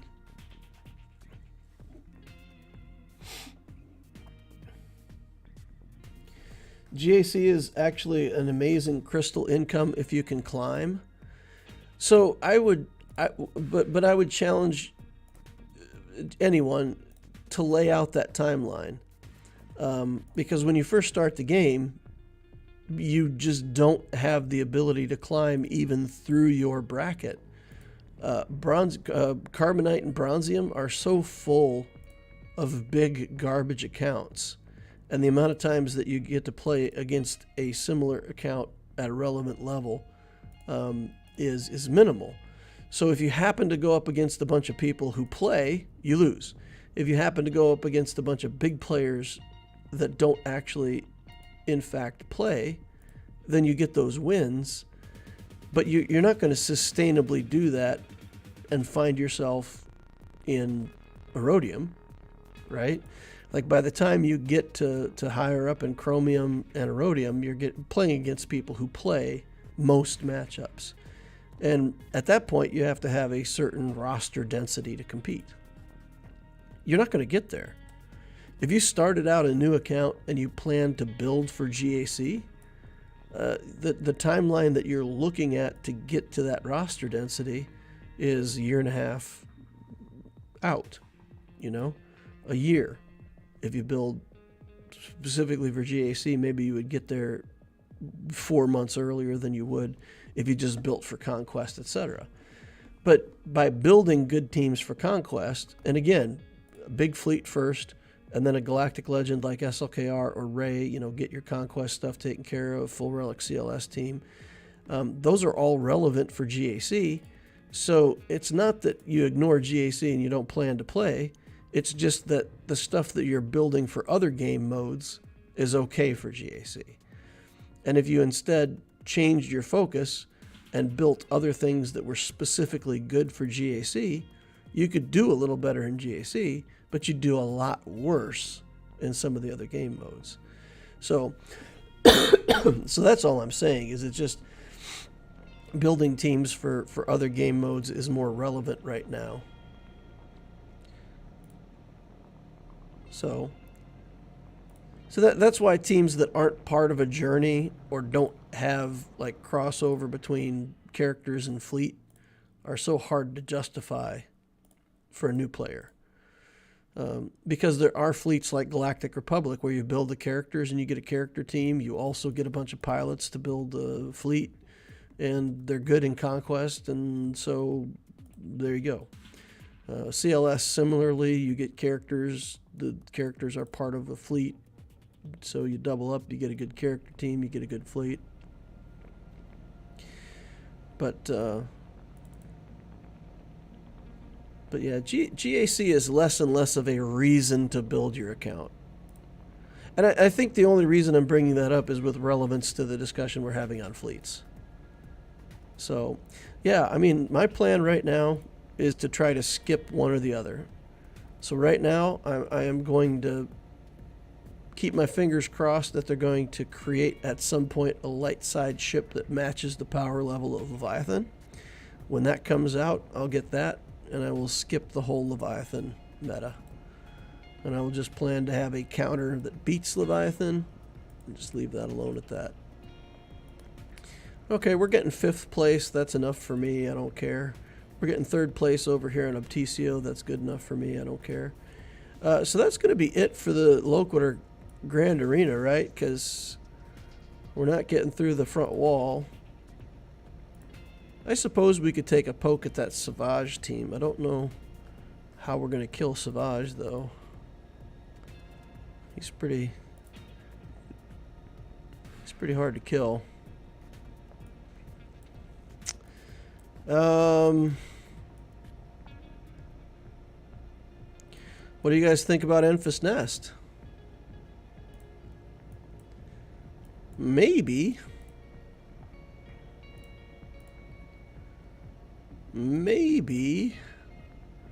we can ramp up enough damage to kill Savage with Enfys.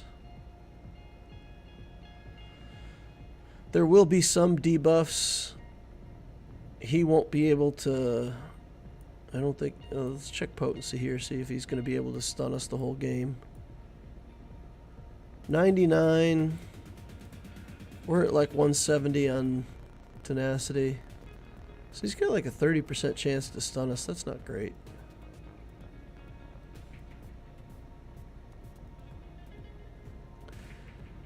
Alright, so what if we did something else first to kill Dooku?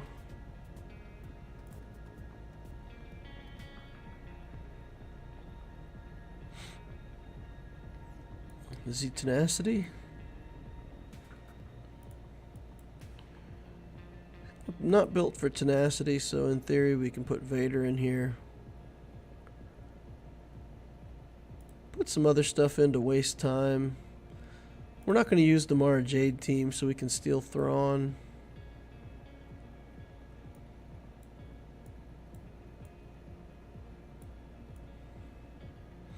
If I did Palpatine lead with Mara Jade, it could be good, but then we don't have the permanent damage over times that we want.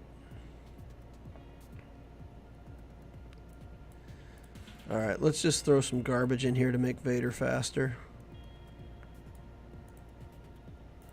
We don't care. It's going to be a rotten banners for win, but we're just trying to get this some kind of banners for this team. And then again, our hope is that he gets hung up on Jabba, and then that his side of it will end up looking the exact same as our side, where he maybe goes in and clears our ships, but then he's stuck. Yeah, okay. I'll give him a kick. Let's see. Let's put the Zappies over here. Try to get him out of here. Do Merciless Massacre.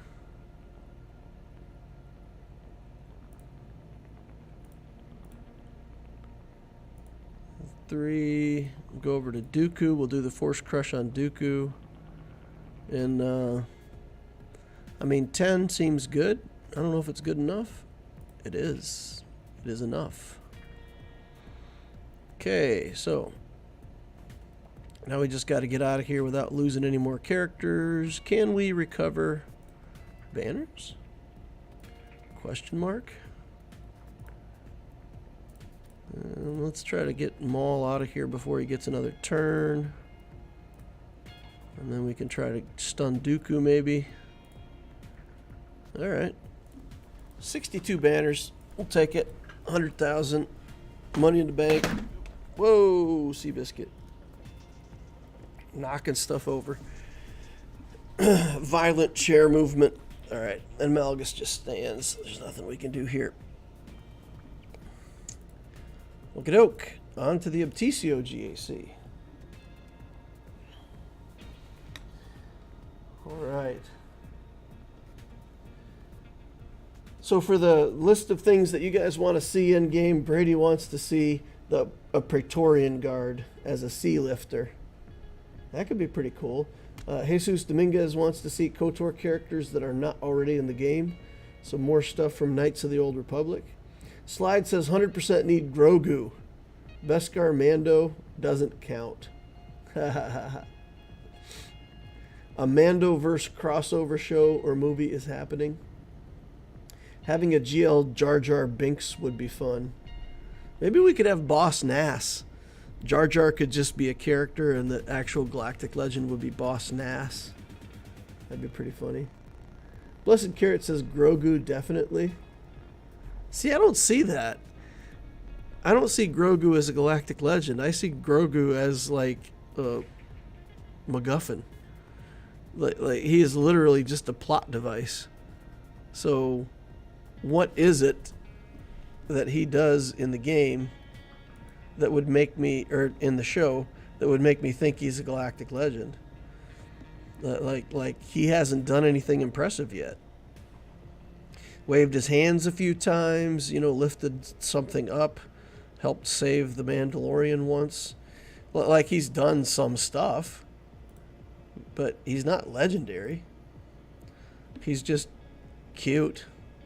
I mean, his claim to fame is that he's adorable and that people, buy his plushies. Grogu, definitely not a Galactic Legend. Having Grogu in game, even. Grogu in the robot, that would be pretty cool. Having an IG Grogu, I thought that was cool. And then you could have a skill called Yes, Yes, Yes, and another skill called No, No, No. That'd be fun.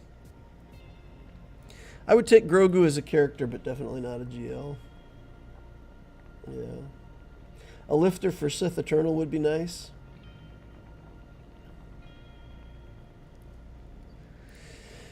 So what would a lifter for Sith Eternal look like? Sith Eternal already has this kind of mechanic where he just doesn't care if his team dies.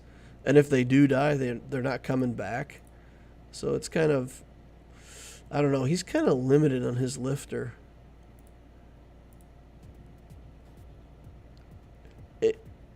If there was a lifter that could protect Sith Eternal's health, if the lifter just said effects that ignore protection don't work, and Sith Eternal is immune to healing immunity. So just like the healing immunity buff does not work on Sith Eternal. No matter what you do, he can always heal. That's what I would want out of a lifter for C. Because honestly, Kenobi, everything that kills Sith Eternal, it all starts and ends with healing immunity. Once you put healing immune on C, he has a rough go of it.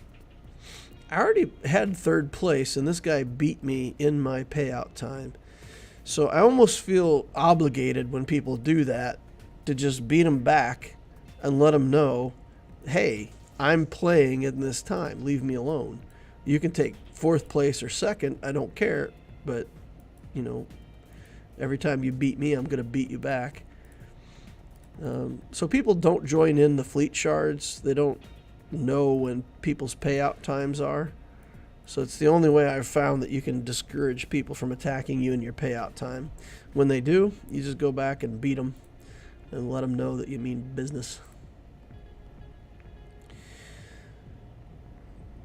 Dark Side Paper Mick. Dark Side Paper Mick. Order of Inquisitors. I guess this person's an Inquisitor. Go us.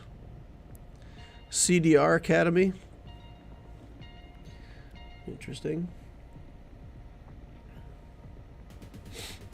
How important are some extra challenge tier 2 and 3?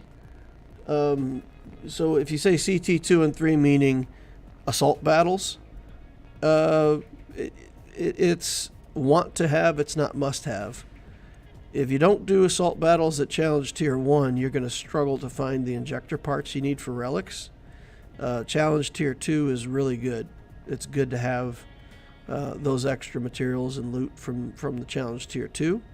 But in my opinion, for a lot of teams, you just get that when you can. For example, if you get Jedi Knight Luke, once you get Jedi Knight Luke, if you haven't cleared the Jedi Challenge Tier 1, the Challenge Tier 1 for the Jedi, for the Assault Battle where you use Jedi, it can be pretty tough. So sometimes, you let's say you didn't build Revan or something like that, and you get to Jedi Knight Luke. As soon as you get Challenge Tier 1, you can also get Challenge Tier 2. So some teams are just, they unlock the secret to that assault battle. But for most of them, focus on Challenge Tier 1. If you get to Challenge Tier 2, it's okay. But I wouldn't spend a bunch of resources trying to get there. Grogu is good at selling merch. Yeah, exactly. Exactly.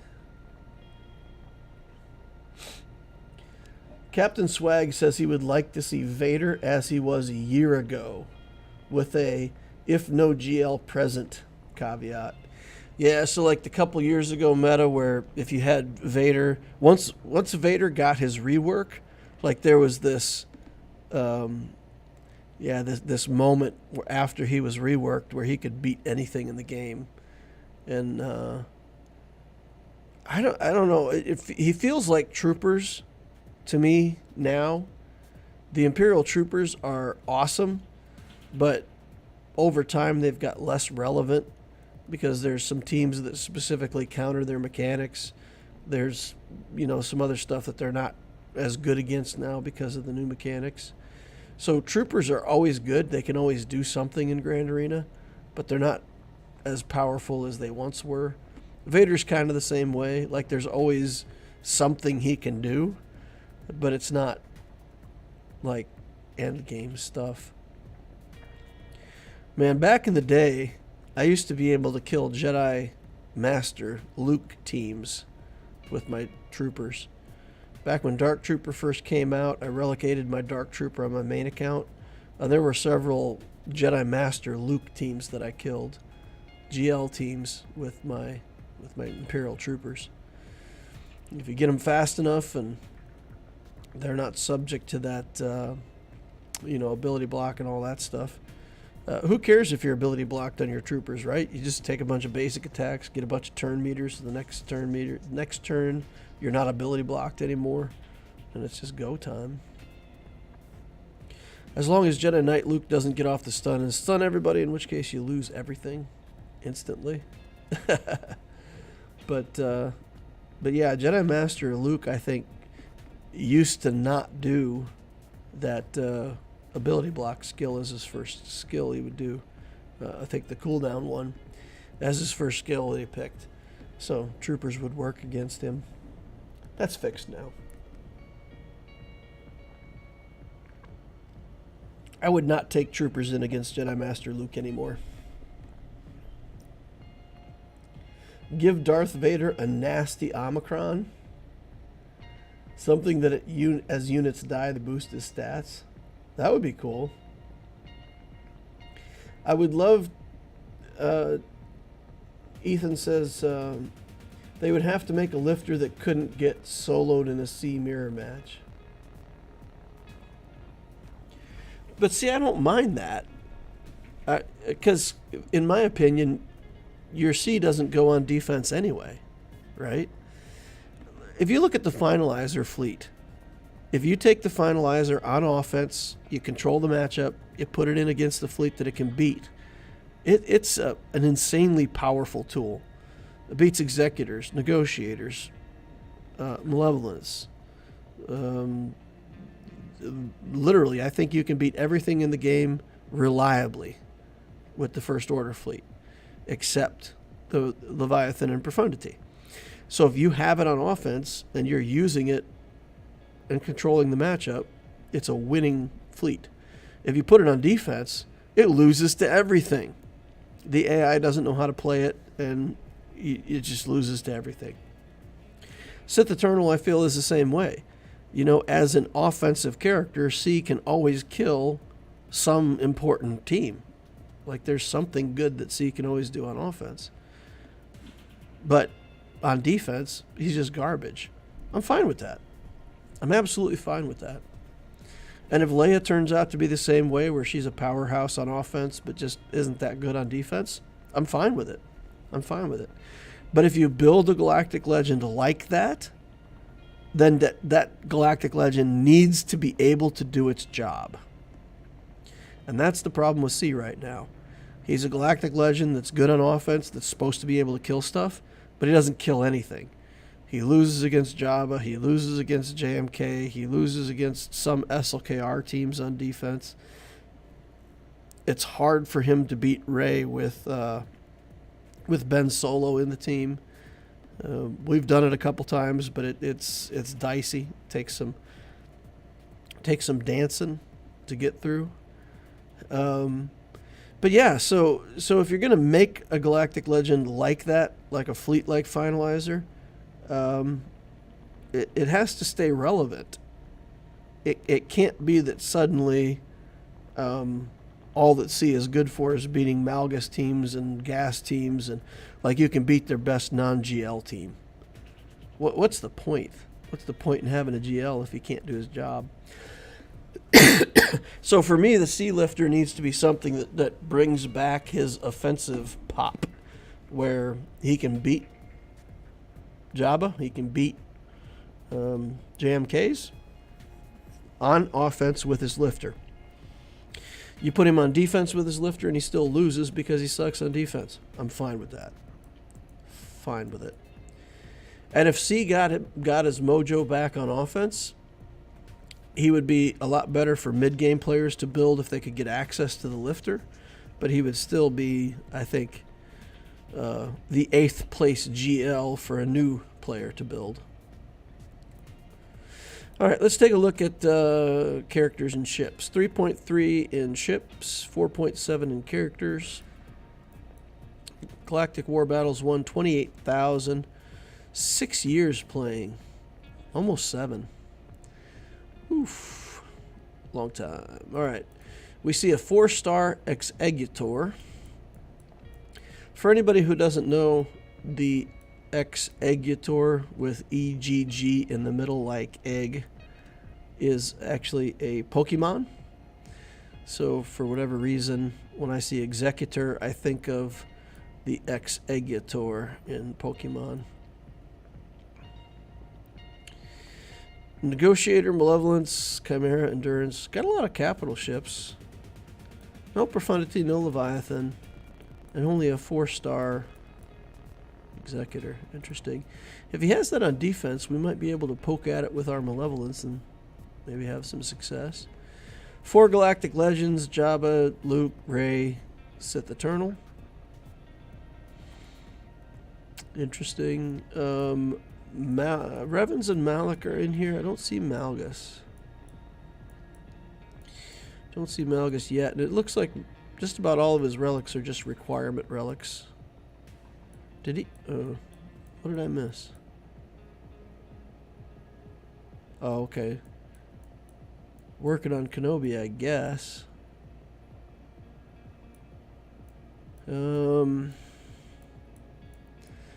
Yeah, I don't know. Nothing to see here, right? Requirement characters as relics with some Revans and a Malak. Fastest non-GL character, Darth Revan. With an offense set, 309. Offense set. Put speed on your Darth Revan, just make him fast. 303 on Malak with tenacity, that's fine. I can buy that. Commander Ahsoka Tano, 4th fastest, with a speed set, 296. Okay, if my opponent watches this, check out my Mod Mastery series. You may not love mods, you may not be into the mod minigame, but if you use the filters that I have set up in Mod Mastery series number 6, you can make working on your mods very simple. Get it done in 20 minutes a week, work through all your mods, and get super high quality speed rolls. Guaranteed. If you use my method for a long enough time, statistics will provide you success. Hey, you know, get a couple more clicks on my videos. Yeah, and mods for a lot of people are the same thing, right? Conquest takes up a lot of time. Sometimes territory battles take up a lot of time. Mods take up a lot of time. But with the method I've got, it's simple. Mods don't take that long. And it's no longer a horrible part of the game. All right, so my opponent played, got stuck on Jabba, got stuck on my fleet. So I've got to clear 2 zones. In the bottom zone here, we have Galactic Legend Rey. We have Jedi Master Luke now. So I think we take CLS against the Jabba up top. We can try to work through this with the Radis team. We can try to work through this with, I don't know, something. General Skywalker as a Jedi under a Jedi Knight Luke lead.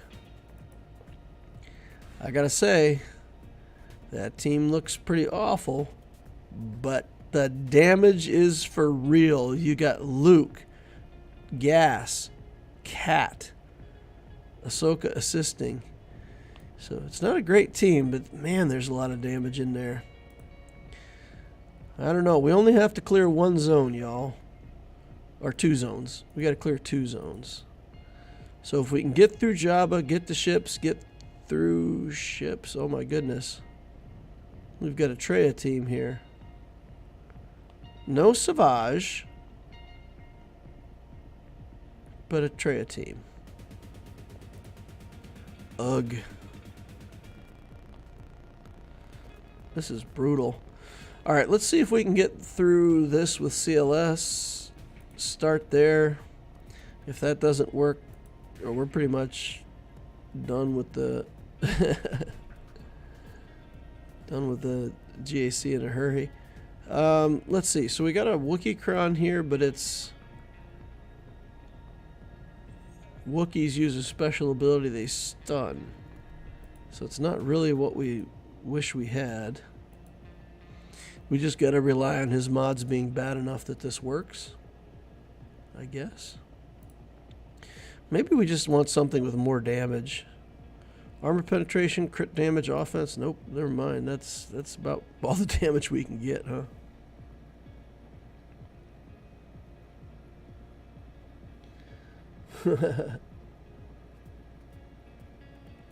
For 8 million galactic power, the account is nothing special. It's a collector. I mean, from my point of view, I think there's competitive players, there's casual players, and then there's players that I would call collectors. They just like Star Wars. They're playing the game. They're collecting the characters. They're doing their thing. They're having fun. They're not in here to win GAC or to be part of the best performing guild on their platform. They're just chilling. They're just having fun playing Star Wars characters. And for me, nothing wrong with that. If players want to do that, everybody should be able to play the game the way that they want to play it without being judged too much. So, yeah, I mean, we can tell, or at least to me, it's pretty obvious that this player's not playing the game to be super competitive. They don't really care about GAC. So they're just throwing stuff in here. Get some wacky teams for us to play against. Kill this bounty hunter. Try to kill him again. And maybe that saves us from getting C3. No. I was going to say maybe it saves our C3PO, but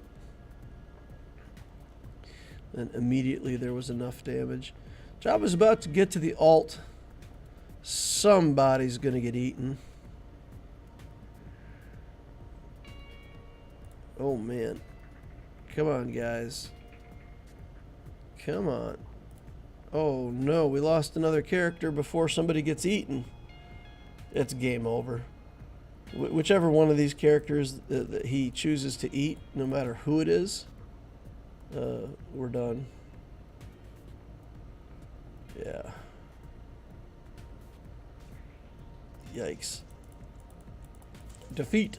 Our feet have been removed.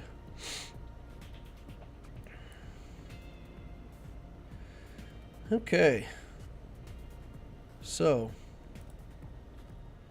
what do we even have that can beat this Treya?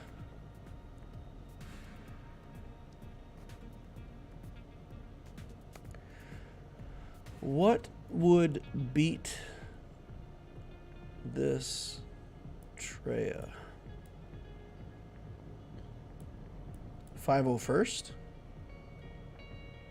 We have some assists, but it's not too bad. We can kill the tank. Nihilus will probably get 1 kill off. Other thing we could do is we could bring in the... Well, I was going to say we could bring in a Jedi Knight Luke team, kill off Nihilus right away. We could use our Jedi Master Luke here.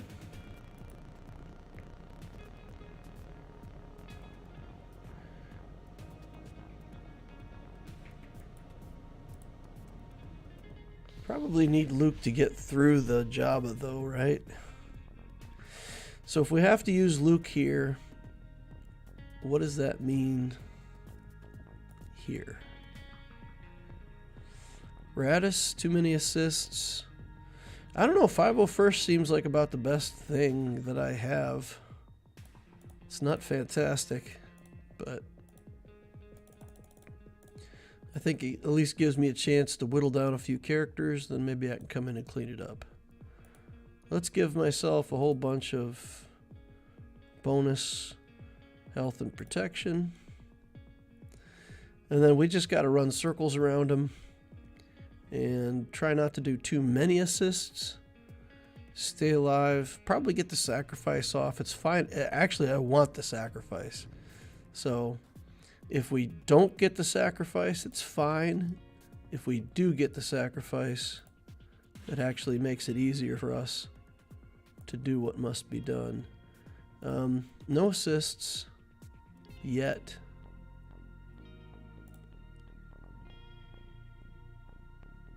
Okay, let's clean this up. We're gonna save the cleanse with the tenacity up for when we need it more. Okay, I don't think that was a sacrifice. I think he just died to dots or something.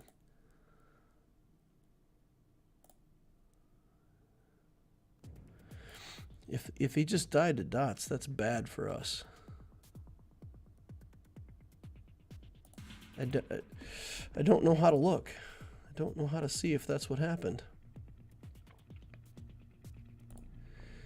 Okay, let's get Nihilus out of here. The insta-kill is inconvenient. We don't want it. We'll throw a grenade here. Shaak Ti can't really do anything because she is isolated. We'll keep working on Bastila here. Now we'll cleanse. Try to clear off the buff there. Get back onto Basti. And we definitely need to kill Treya whenever that's aerial advantages back up again. Get rid of the isolate so that Shaak Ti is relevant again. And hopefully we're going to be able to pull this off. Seems likely. I mean, we've gotten rid of most of their damage. Shaak Ti's back in the game. We still have Treya's leadership in effect. So we're still taking damage from assists and such. But looking okay. Pretty sure we'll get to the aerial advantage before he can kill us. We won't call any assists there. And this should be it. Boop. Nice. Okay. Okay. So Luke there. Luke at me. Bounty hunters. Can we just Wampa this? I don't see a stun. There is a turn meter removal, but that's potency based. Fennec hits hard, but she'll be pretty much the only one trying to kill Wampa. He's got an assist. I think Wampa kills this, right? Relic 8 Wampa should be able to get this done. Let's see. We'll take this one. Crit damage, offense, crit chance. Sure. Accuracy.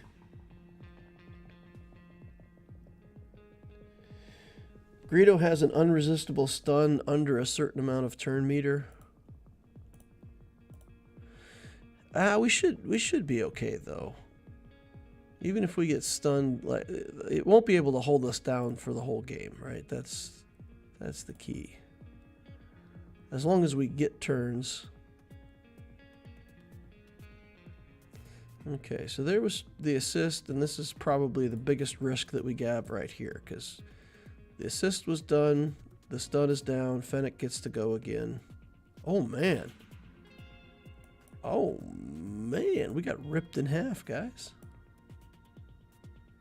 Wow. That was a surprise to me. All right,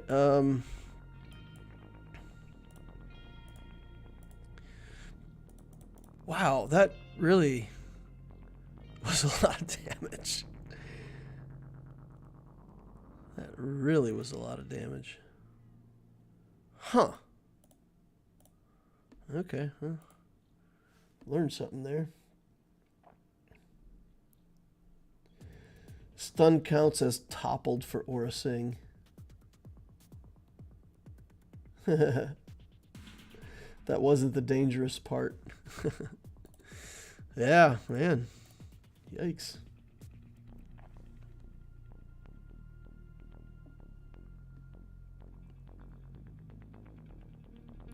That was the dangerous part. So when they did the assist and Fennec got the assist and then she was going to get a turn again before I could go. How is that not the challenging part? That's the... I mean, if we would have lived through that, we might have been okay, but yeah, we didn't live through it. So, yeah, there's that. Okay, just stay on Bosk for now. Maybe stun Aura, I guess, if we can. Stole her turn meter. I have to live with that as good enough. No, maybe steal Fennec's turn meter. If we can. Take that from Fennec. She's got 5 exposes to pop, which is a lot. Do the air effect again. Just peel off some health from everybody. We've got Bosk with protection missing, so I feel like we just... Oh, psh. Contract is up. Bosk is feeling fine. Bosk is like, it's all good. I'll recover to full. Make things hard for you guys. Okay, is now... Let's see if we can get Fennec out of here. This should kill Fennec, right? And once she's gone... Oh my goodness. Oh my goodness, that was a lot of damage. So we killed everybody. I was going to say, once we kill Fennec, then things get easier. But turns out, once we kill Fennec, battle's over. Okay, so we got some Jedi here. It's not the best team in the world, but it's what we've currently got. So let's throw in a good datacron with a lot of damage, crit damage. If we get offense, I like offense better than crit damage. Health, steal, defense, crit chance. Man, come on. I guess we got to take the crit damage just because we don't have ones with a lot of flat offense on it. That's fine.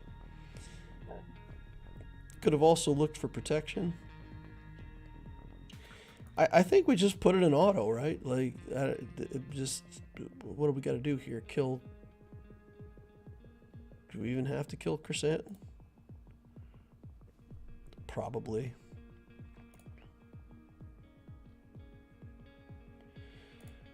Boop. No alt, guys. We have no alt. So,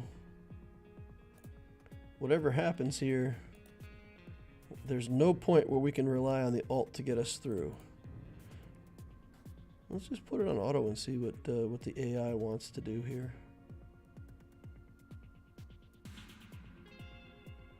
Just wants to kill Chrysanthemum because he's got mark on him. We put the mark on him. Can't complain about that. We're a minute in and still haven't killed Chrysanthemum yet.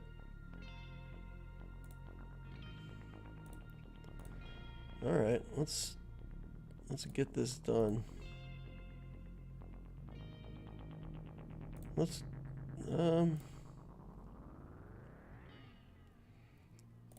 I'm failing to see what it is that I'm doing wrong here, because like it feels like we should have plenty of damage to get this guy out of here. Oh, somebody had said we should call Hermit Yoda to assist more. Okay, so maybe we call Hermit Yoda, get the... Okay, do that.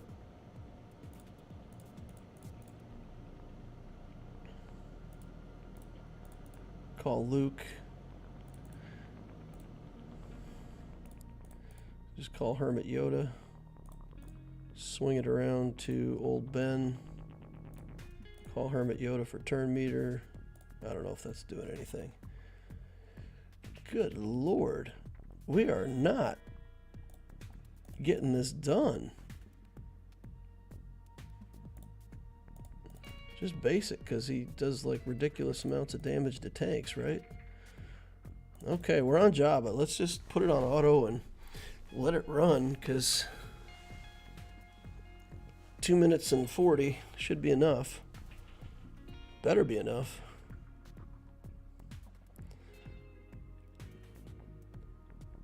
Oof. Luke hits hard, right? But against this Jabba team, man, like it just really feels like Luke does so little. You saw in the team that I was doing the killing the SLKR, Luke almost one-shot a Relic 7 crew. And then against this Jabba team, he's like tickling Chrysanthemum. Okay, let's see if this is a series of ships that we... Oh, man. Profundity with 3 attackers. Nope, nothing to do but give it a try, right?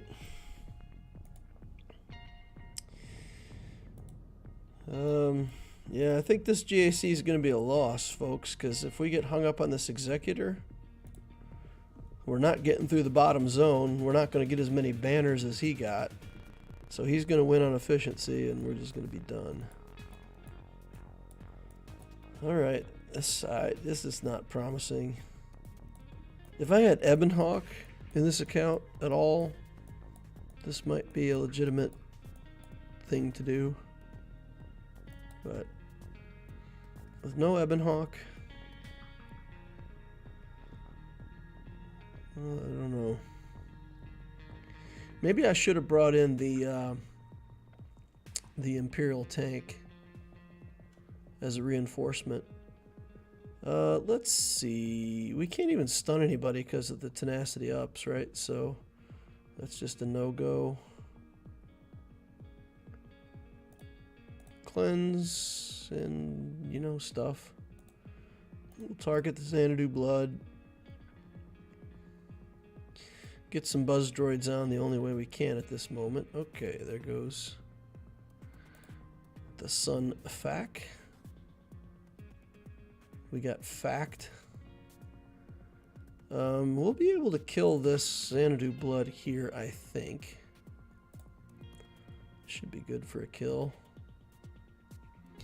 And then we've got Taunt on his IG-2K. Ooh. The stun. Oh. Yikes. Okay, we can get back one little vulture droid. The taunt is gone. It's not really that relevant anyway, because we don't. He's going to reinforce with Houndstooth at some point, right? Like, I can't imagine that Houndstooth is not somewhere in this lineup. All right, let's do this. Oh, nice. Well, no Houndstooth yet. Get some buzz droids going. Sure, we'll take the mass assist, because why not? Oh, nice. That was unexpected. Let's clear this up. Get another vulture droid. Mandalorian. First life down. Second life soon to follow. He takes a turn, gets 3 buzz droids on him. We did it. We did it. We did it. We did it. We did it. We did it. We did it. Got him. Okay, this is still a dicey battle because I gotta beat the resistance team with my negotiator. My negotiator is a Relic 1 Kenobi, so it is slow. Slow Nobi. What we're going to do here is take out this sergeant and put in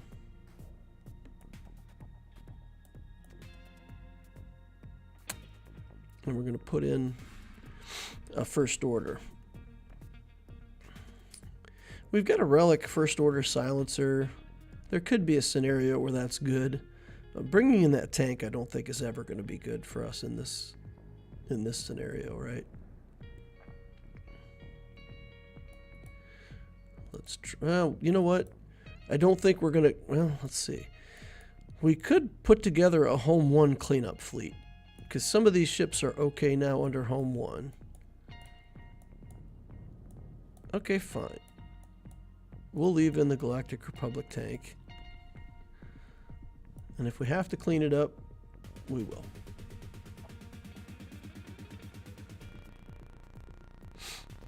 Definitely want to give turns to Jedi Knight Luke to slice him in half. Negotiator beats Executor with 3 attackers.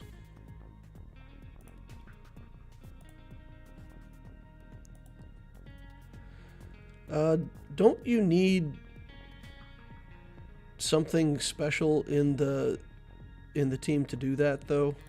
Isn't it like you need the Vader or the Imperial TIE Bomber, or isn't there some other ship that you need to make that negotiator counter work against the 3 attackers?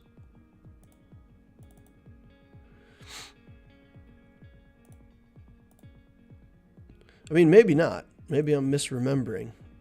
But I felt like you actually needed to have the team built to do that. No area effect. Don't bring in an area effect character. We're about to lose our Anakin. I don't think we'll lose the battle, but we'll lose banners. All right, 70 banners. That should be the victory, right? We cleared 2 zones. We're going to out-banner him, and that's it. And our defensive strategy has been precisely successful. This is what we're hoping for. We're hoping for a fleet hold, a Jabba hold, a 1 zone clear. We clear 2 zones. So this is an example of how our defense should be working. So that's good. I'm done. I'm done on the TCO account. I'm done with Loquitur. All right. You guys got anything else you want to talk about? I'll do an account update for the Lex Talionis project this week as well. But if you guys want to see a little bit of gameplay, I suppose I could try to launch that account and do a little gameplay if people were interested. And then we'll do an account update again today. Galactic War got super easy. So once I passed level 50, by level 52, I had some mods coming into the account, and with Phoenix, it just, Galactic War gets cleared almost every day. I think yesterday I got hung up on a level 85 Vader. So, but we got, I think, 6 full clears. So pretty much every day this week except yesterday was a full clear. Yeah, I think that's true. I think I full cleared it every day except yesterday. We can actually check. I believe that we're still able to check through achievements. Now, finished 10 Galactic War campaigns. We've got 7 out of 10. So we did 6 out of 10. We did 6 clears this week. Let me get over here to the proper link.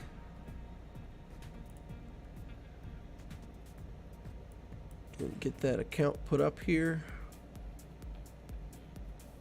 Okay. So yeah, we got hung up on this Vader. And in the objectives, you can see here the Galactic Conquest. Finished 10 Galactic War campaigns, and we're at 7 out of 10. So we had completed 1 really early on, and we completed 6 more this week, which is pretty nice. Can't you sim it once you get it completed? That is a level 85 feature. So once you hit level 85, you can sim it, but that sim button does not unlock until level 85. You have to do it manually every day until you hit 85, and then in theory you just never ever have to do it again. Just click the sim button for the rest of your life. Okay, I think Sabine is it. I think all of our other farms might be done. We may not have farmed all of our Vandor Chewbacca, so we can get some of him. I've been shocked at how many Cantina refreshes I've been able to pull off. Like, we've got Spy on his way to his 6th star already. I stopped off and built 5 stars worth on Kylo Ren unmasked, because I like the character. It's fun, and I'm not having any problems doing what I want to do in the account. So yeah, I took a little break on Spy. We got him to 5 stars. Then I went back and I got Crew to 5 stars. And now I'm working on Spy again. And Soldier's done. Soldier's maxed. And I said that I wanted to do a little experiment with Galactic Wars. So we've been buying Asajj Ventress. It's been no problem to get, some shards for Asajj going. We've been buying Kylo out of the raid shop. And man, I tell you, we started a new guild and don't even have that Sith raid done. Like we did all the other raids because we got to work our way up to the Sith raid. So we haven't even done, let's call it a good raid yet. But I'm getting, that currency really goes a long way toward buying these characters, right? So I've been buying Kylo, and I've still got 150 shards of Sunfac and 150 shards of Stark. Like, I'm buying all these characters, and I still have enough left over to buy money.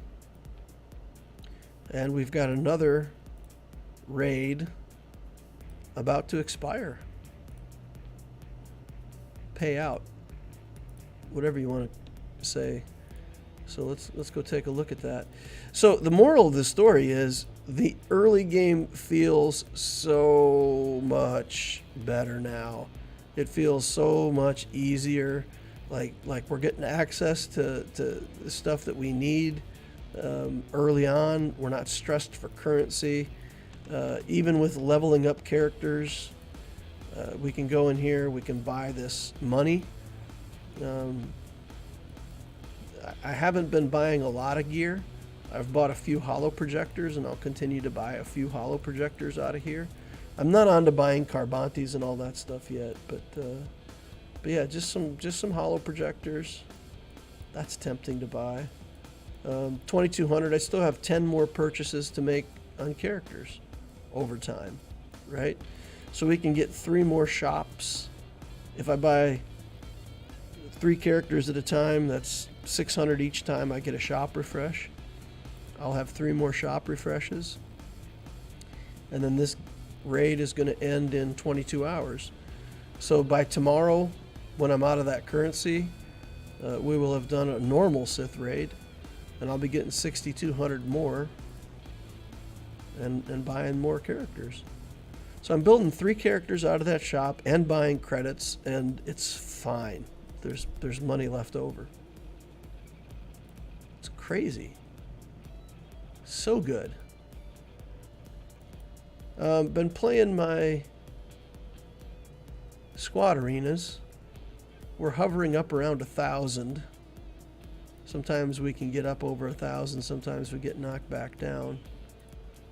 But yeah, so I mean, the game is going fantastic.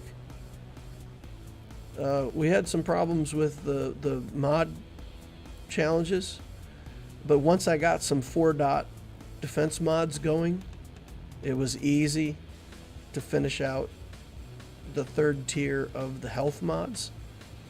So even though I don't like farming health mods, we're able to access the 5-dot versions of those mods. Defense has Grievous as the final boss, and it's a lot of damage. So far we haven't been able to 3-star or even beat at all the defense mod node. But yeah, so we're farming 5-dot health mods. We're completing Galactic Wars almost every day. It's easy mode. If we didn't have access to that journey or that event with Phoenix, though, so far I've only got 54 shards of Hera farmed and 66 of Sabine. So if we didn't farm Sabine at all, that would be fine. We could use the other troopers. But, you know, Hera, 54 shards, she would be, what, like 3 stars? We would have a bunch of 5-star characters from the shops, but we'd have like a 3-star Hera. So our success in the game right now is mostly due to getting free 5-star Phoenix. But with that event going on, it's like the early game feels easy. All right, let's see if you got any questions over here. I used Galactic War for learning new squads and farming some achievements. Yeah. It's really not bad. It's really not a bad place, exactly as you say, to go figure out and learn some tactics, some teams, and especially because in Galactic Wars, if you're fighting and you're not happy with how the fight is going, you can just leave. And when you come back, you'll still have your team, the battle's reset. You can just try the skills in a different order, try killing a different enemy on the team first. That doesn't work, back out, try it again. And it will teach you a lot about how to target which character to kill first. One of the things that like I can't impress upon people enough, if there's a way to kill one character quickly in any battle, even if it's not the strongest character or the character that you really need to get out first the most, but if you can kill one character so that you're getting 5 actions to their 4, it makes a huge difference in combat. Like, it changes the scope and the scale and the way the combat works. And you can play around with that in Galactic Wars. You can, again, you get in a combat with like they've got a Jedi Consular, and the Jedi Consular is garbage, right? And they've got a Darth Vader. So you got to kill the Vader, right? You know you got to kill the Vader. Maybe even feel like you got to kill him first. You get him almost dead, and then that stupid Consular heals him up for a bunch of hit points, and then you're sad, right? Try it again. Go back in, kill the Consular in like 4 shots, then kill Vader, no heals, and it works. So it's fun for tactics. You can really see a lot. Yeah, so you can use that if you're a new player to learn. How often are you doing raids, DL? So this new guild is insane. Guys, it's insanity. And I don't know if it's because we just have so many good people watching the channel, or if with just a little bit of guidance and management that people actually care. But I think if you look back over the last 10 days, we've done 3 raids in 10 days. And that means that we've done nearly 30,000 tickets a day reliably for almost 2 weeks with a brand new guild. So this will expire in 22 hours. When it does, we're at 68K tickets now, so 70. I'm confident that this little guild will have 90K tickets in the bank after the guild reset today. If we do miss it by a little bit, we'll get it the next day, and then we'll be able to do like 3 raids in a row. So we're knocking it out of the park on tickets. We couldn't do territory wars because we didn't have enough people over 65. So we have to be level 65 to get in there. Lex Talionis isn't 65. A bunch of the other players in the guild aren't 65. So it might be a couple rounds of territory wars and before we even get in there. But yeah, I mean, this guild just took off like a rocket. It's so cool to watch. It is really cool to see just, a bunch of people get together and just, like, as far as I'm concerned, just smashing it right from the start. It's nice. And we've got a couple other people that joined with bigger accounts that just want to help. So, like, somebody else did the raid. I've got the Allura account in here so that we can do the Heroic Sith raid. My SLKR team can solo that. But I'm not the only one. So between me and a couple of the other guys, we'll be able to do Heroic Sith.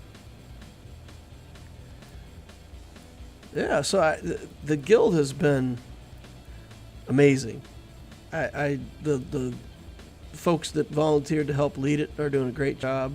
The people that joined, of course, we had a few people that joined for the wrong reasons or didn't want to contribute, so we very quickly kicked those people out and put new people in, and within a few weeks we already have a decent little group here together. It's fun. It's super fun to see that all come together. Love it. Love it. Captain Swag says, I've been buying credits with the Mark 1. Yeah, just buy credits with the Mark 1. Being able to get, well, you see, I've got like 5 million in the bank or something, however many, what have I got, 6 million, yeah, so I just made a purchase and I'm up to 6 million now. On a new account in the past, you never would have seen that. Like, literally, you get up to level 65, and you've got one character that's level 65, and you've got a couple that are 62, and then everything trails off. Because you don't have enough money for mods, you don't have enough money for anything, let alone leveling up your characters. And now, you can go in there, and with a few purchases, you can be topping off these characters frequently. If I sort by level, I've got a ton of stuff that's at 55. And I've got 6 million in the bank. So it's going to be no problem for me when Fleet comes up and I get Sunfac unlocked, and I'll just take Sunfac right to the appropriate level. I don't have to fight with credits. We'll start taking mods up to level 15 already. I do plan to start working through the mod filters, all that stuff on this account this weekend. We'll set all those mod filters up because we're getting 5 mods already. The game feels, I'm not going to say easy, not going to say it, but it feels appropriate, right? It doesn't take that much to keep up with the game and to be doing fine. And I even built a bunch of characters that I don't need, increased my galactic power. It made my galactic wars like ridiculous for a week. But then my characters are strong enough now that doesn't matter. I'm still working my way through Galactic Wars. So yeah, I feel like the 1 to 85 experience is back on the menu. It's not. In the past, I feel like that experience was hard enough that a lot of people would probably get discouraged before they ever made it to 85. Now I think it's okay. It's very grindy. I mean, you just get in here every day, click buttons, and nothing happens. But at least it's not discouraging. Like, there's ways to keep up. I like it. My guild gets 600 raid shop tokens per week. Then you need a better guild. Seems nice to have a good guild, but hard to find.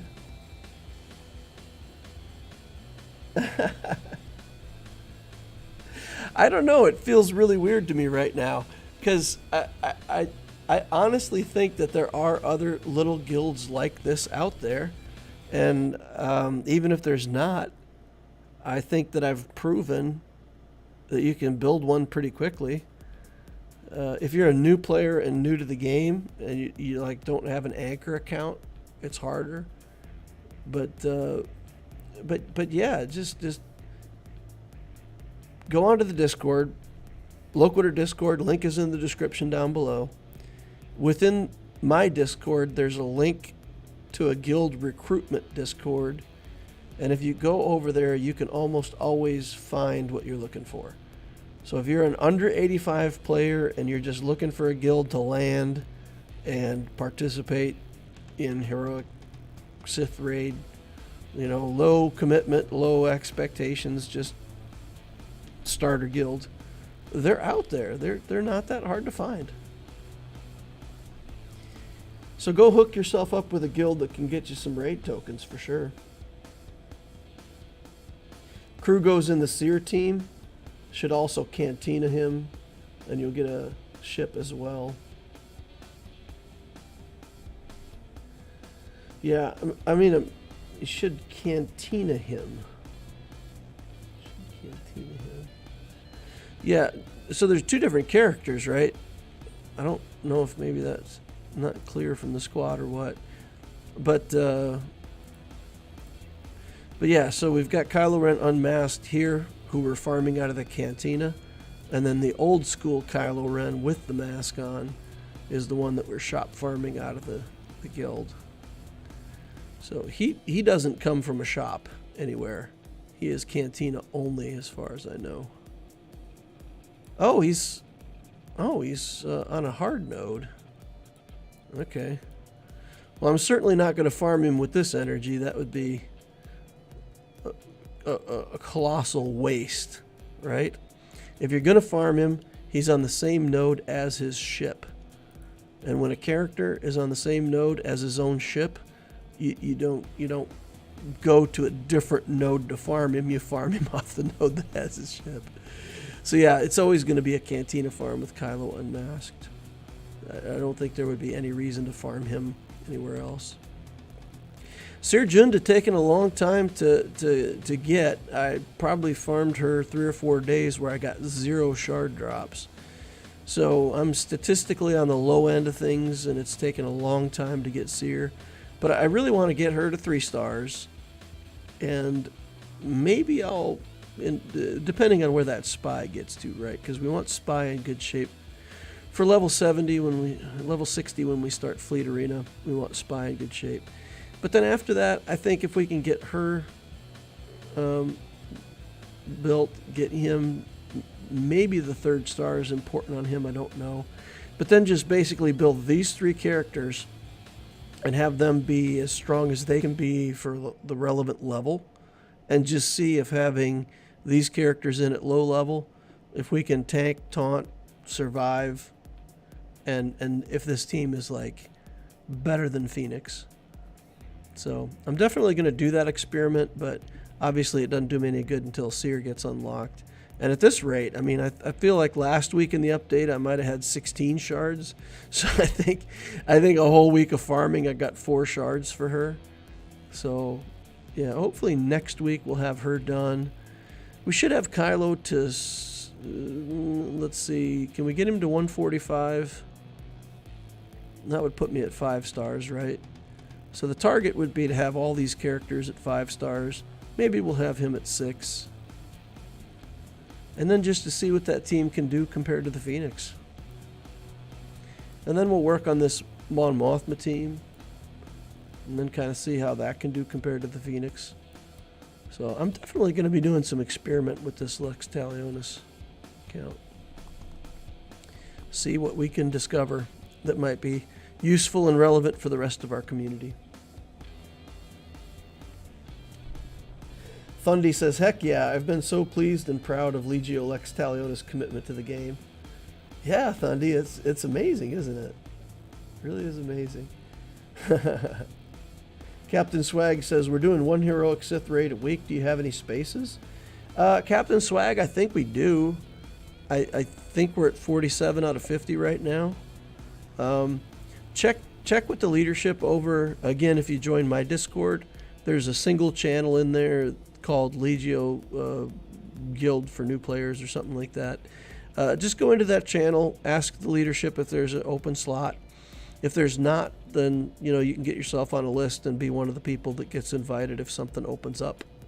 So yeah, I mean, if you want to switch and you want to come to the guild, just come over and ask. I mean, the whole reason the guild was built was just so that new people had a place to land. So if you're new and you need a place to land, come on over. That's what it's for.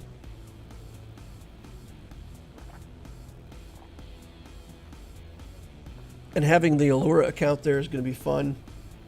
Because when we do start getting into territory wars, I'm going to plomp down a Lord Vader team with a whole bunch of like Relic 7, 8, and 9 characters. And then I'm going to put a Rey team in the top zone with Galactic Legend Rey and some good characters. And I'll still have SLKR and Sith Eternal on offense in case the opponent has an anchor account like that. And we'll go in and we'll just cheat in territory wars too. Because once those two teams are down, for most, if another guild doesn't have anchor accounts like ours, they just won't beat those Galactic Legend teams. And it's super nasty. It's like not fun at all for the opposing team. But, wins in territory wars and free loot for the whole guild are worth cheesing it, I guess. I guess. I don't know. If you guys think it's unethical to do that, let me know. But I think that's kind of the whole point, right? Just have a guild and generate loot for the guild. Show's full now? Oh, okay. When did you stop playing Allura? I stopped playing Allura it's been over a year ago now. Yeah, I'd started the Apticio project in January of 21. Right? No, 22. January of 22. So by the middle of 22, the Apticio project was starting to get rolling. Had some relic characters, whatever. The Conquest was changed around a little bit. and it was taking a lot more time. And with 3 accounts in GAC and 3 accounts trying to do Conquest, I just couldn't do it. I couldn't keep up with it. And at that time, I was using the Obtisio account like to make relevant videos for the early game. I named my channel Darth Loquitur after the Darth Loquitur account, so I'm kind of obligated to keep that project going. So when I had to decide which one to leave, the main account was kind of the one that really wasn't linked to anything. So that's the one I stopped playing. But yeah, the temptation to start playing again now is way too high. Every time I get in there to like do a raid or do something for the guild or get my tickets for the day sometimes, man, the temptation to just start clicking buttons and play that account is real. So I got to be careful that I don't get my nose too close to the drugs, you know. Be back to playing 3 accounts again. And I'll probably have to quit playing the Obtisio account because it's the same thing. If I stick with the Lex Talionis project and I'm building that account and using it to help new players, then I'm not going to be able to play 3 accounts. So depending on how this goes and how people respond to it, I'll probably quit the Obtisio account. Maybe the end of the year. We'll figure those things out and time it right and make sure that it doesn't affect the guild when I leave. So yeah, interesting. All right, guys. Well, I'm going to sign off here. Probably been on for long enough for today. Can you show us your future teams that you're building? Future teams are all laid out in the second video that I did. I went through my team building. But the teams that I'm going to build, basically, if you build a trooper team, it gets you 2 assault battles. It's relevant for dark side Geo, and that's what we want to do. We want to build teams for dark side Geo and light side Hoth right away. So the troopers, Geos, and again in dark side Geo, you're going to get Wat Tambor. So you need these Geos big enough to get Wat Tambor shards. That's like one of the very first goals of the account. This Empire team, we're going to farm up Mara Jade, Vader, Palpatine. We'll get from characters that we have, all that stuff. This is the Smuggler's Run team. So we're already farming Vandor, Chewbacca. We'll get Dash Rendar.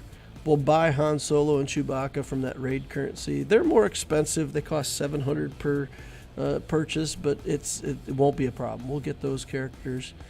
And we'll get Smuggler's Run unlocked and at full level. Dash Rendar might be our first or second relic on the account just for Smuggler's Run. Phoenix, again, for light side Hoth. They're relevant. They complete a bunch of quests. We'll do Jedi for light side Hoth. Again, a good team. And then these CLS requirements, we can put together a CLS, get CLS, put him with some of these characters. And again, even at relatively low gear garbage, it can be useful. But we're not going to spend much at all on this team past the CLS unlock. And then we'll build into this Radis team. Mon Mothma might lead it at first. Radis might lead it at first. I don't know. But that's basically the 3 teams for light side Hoth. The Rebel, basically the Rogue One team, right? We're going to build that anyway on our way to Profundity. So the Radis team will be very effective. Probably Mon Mothma lead first. I don't know. I don't know which one's better in the very early game. One team, Jedi team, Phoenix. Dark side, Empire, Geos, Imperial Troopers. Then we'll finish it up with the Smuggler's Run team. The Bounty Hunters will come along naturally. Django will be farmed because we're farming Houndstooth. He's on the same node as Houndstooth, so we'll farm Bosk and Django. Boba's a shop character. Cad Bane's a shop character. Grief Karga we can get from Fleet. So that's the plan. This Magma Trooper, I think, is out. Snow Trooper, guys, even though Snow Trooper isn't part of the new raid, all signs point to Snow Trooper. So easy to get in the game. The game gives you snowtrooper shards. We've already easily got him to 2 stars just from Bronzium pack unlocks. He's also a character that you buy for that raid currency, so even if we didn't get him to 7 stars for free, we'll just make some purchases here. His gear is easy. He hits hard. I can't get away from it. Snowtrooper is just too easy for a new account to build. Easy gear, easy shards. So that'll probably be our trooper team. Yippa, yippa, yippa. And the Night Sisters, that's like 3 or 4 months out. And we'll get the Night Sisters, and we'll relic DACA to Relic 5 as part of our profundity journey, just to get Assault Battle Challenge Tier 1 for Night Sisters on lockdown. That's the goal. Alrighty, guys, we're going to wrap it up there for the day. Thanks for coming and hanging out with me. Appreciate each and every one of you. Please remember to like if you haven't done that already. Subscribe to the channel so you know when more videos like this come out. The notification bell will let you know when I'm online. And of course, join the Discord. The description's down below. We got a fantastic Discord, great community, good place to chat, talk, ask questions, get answers from experienced players. Hope to see you over there. Thank you all for watching, and I'll see you in the next holocron.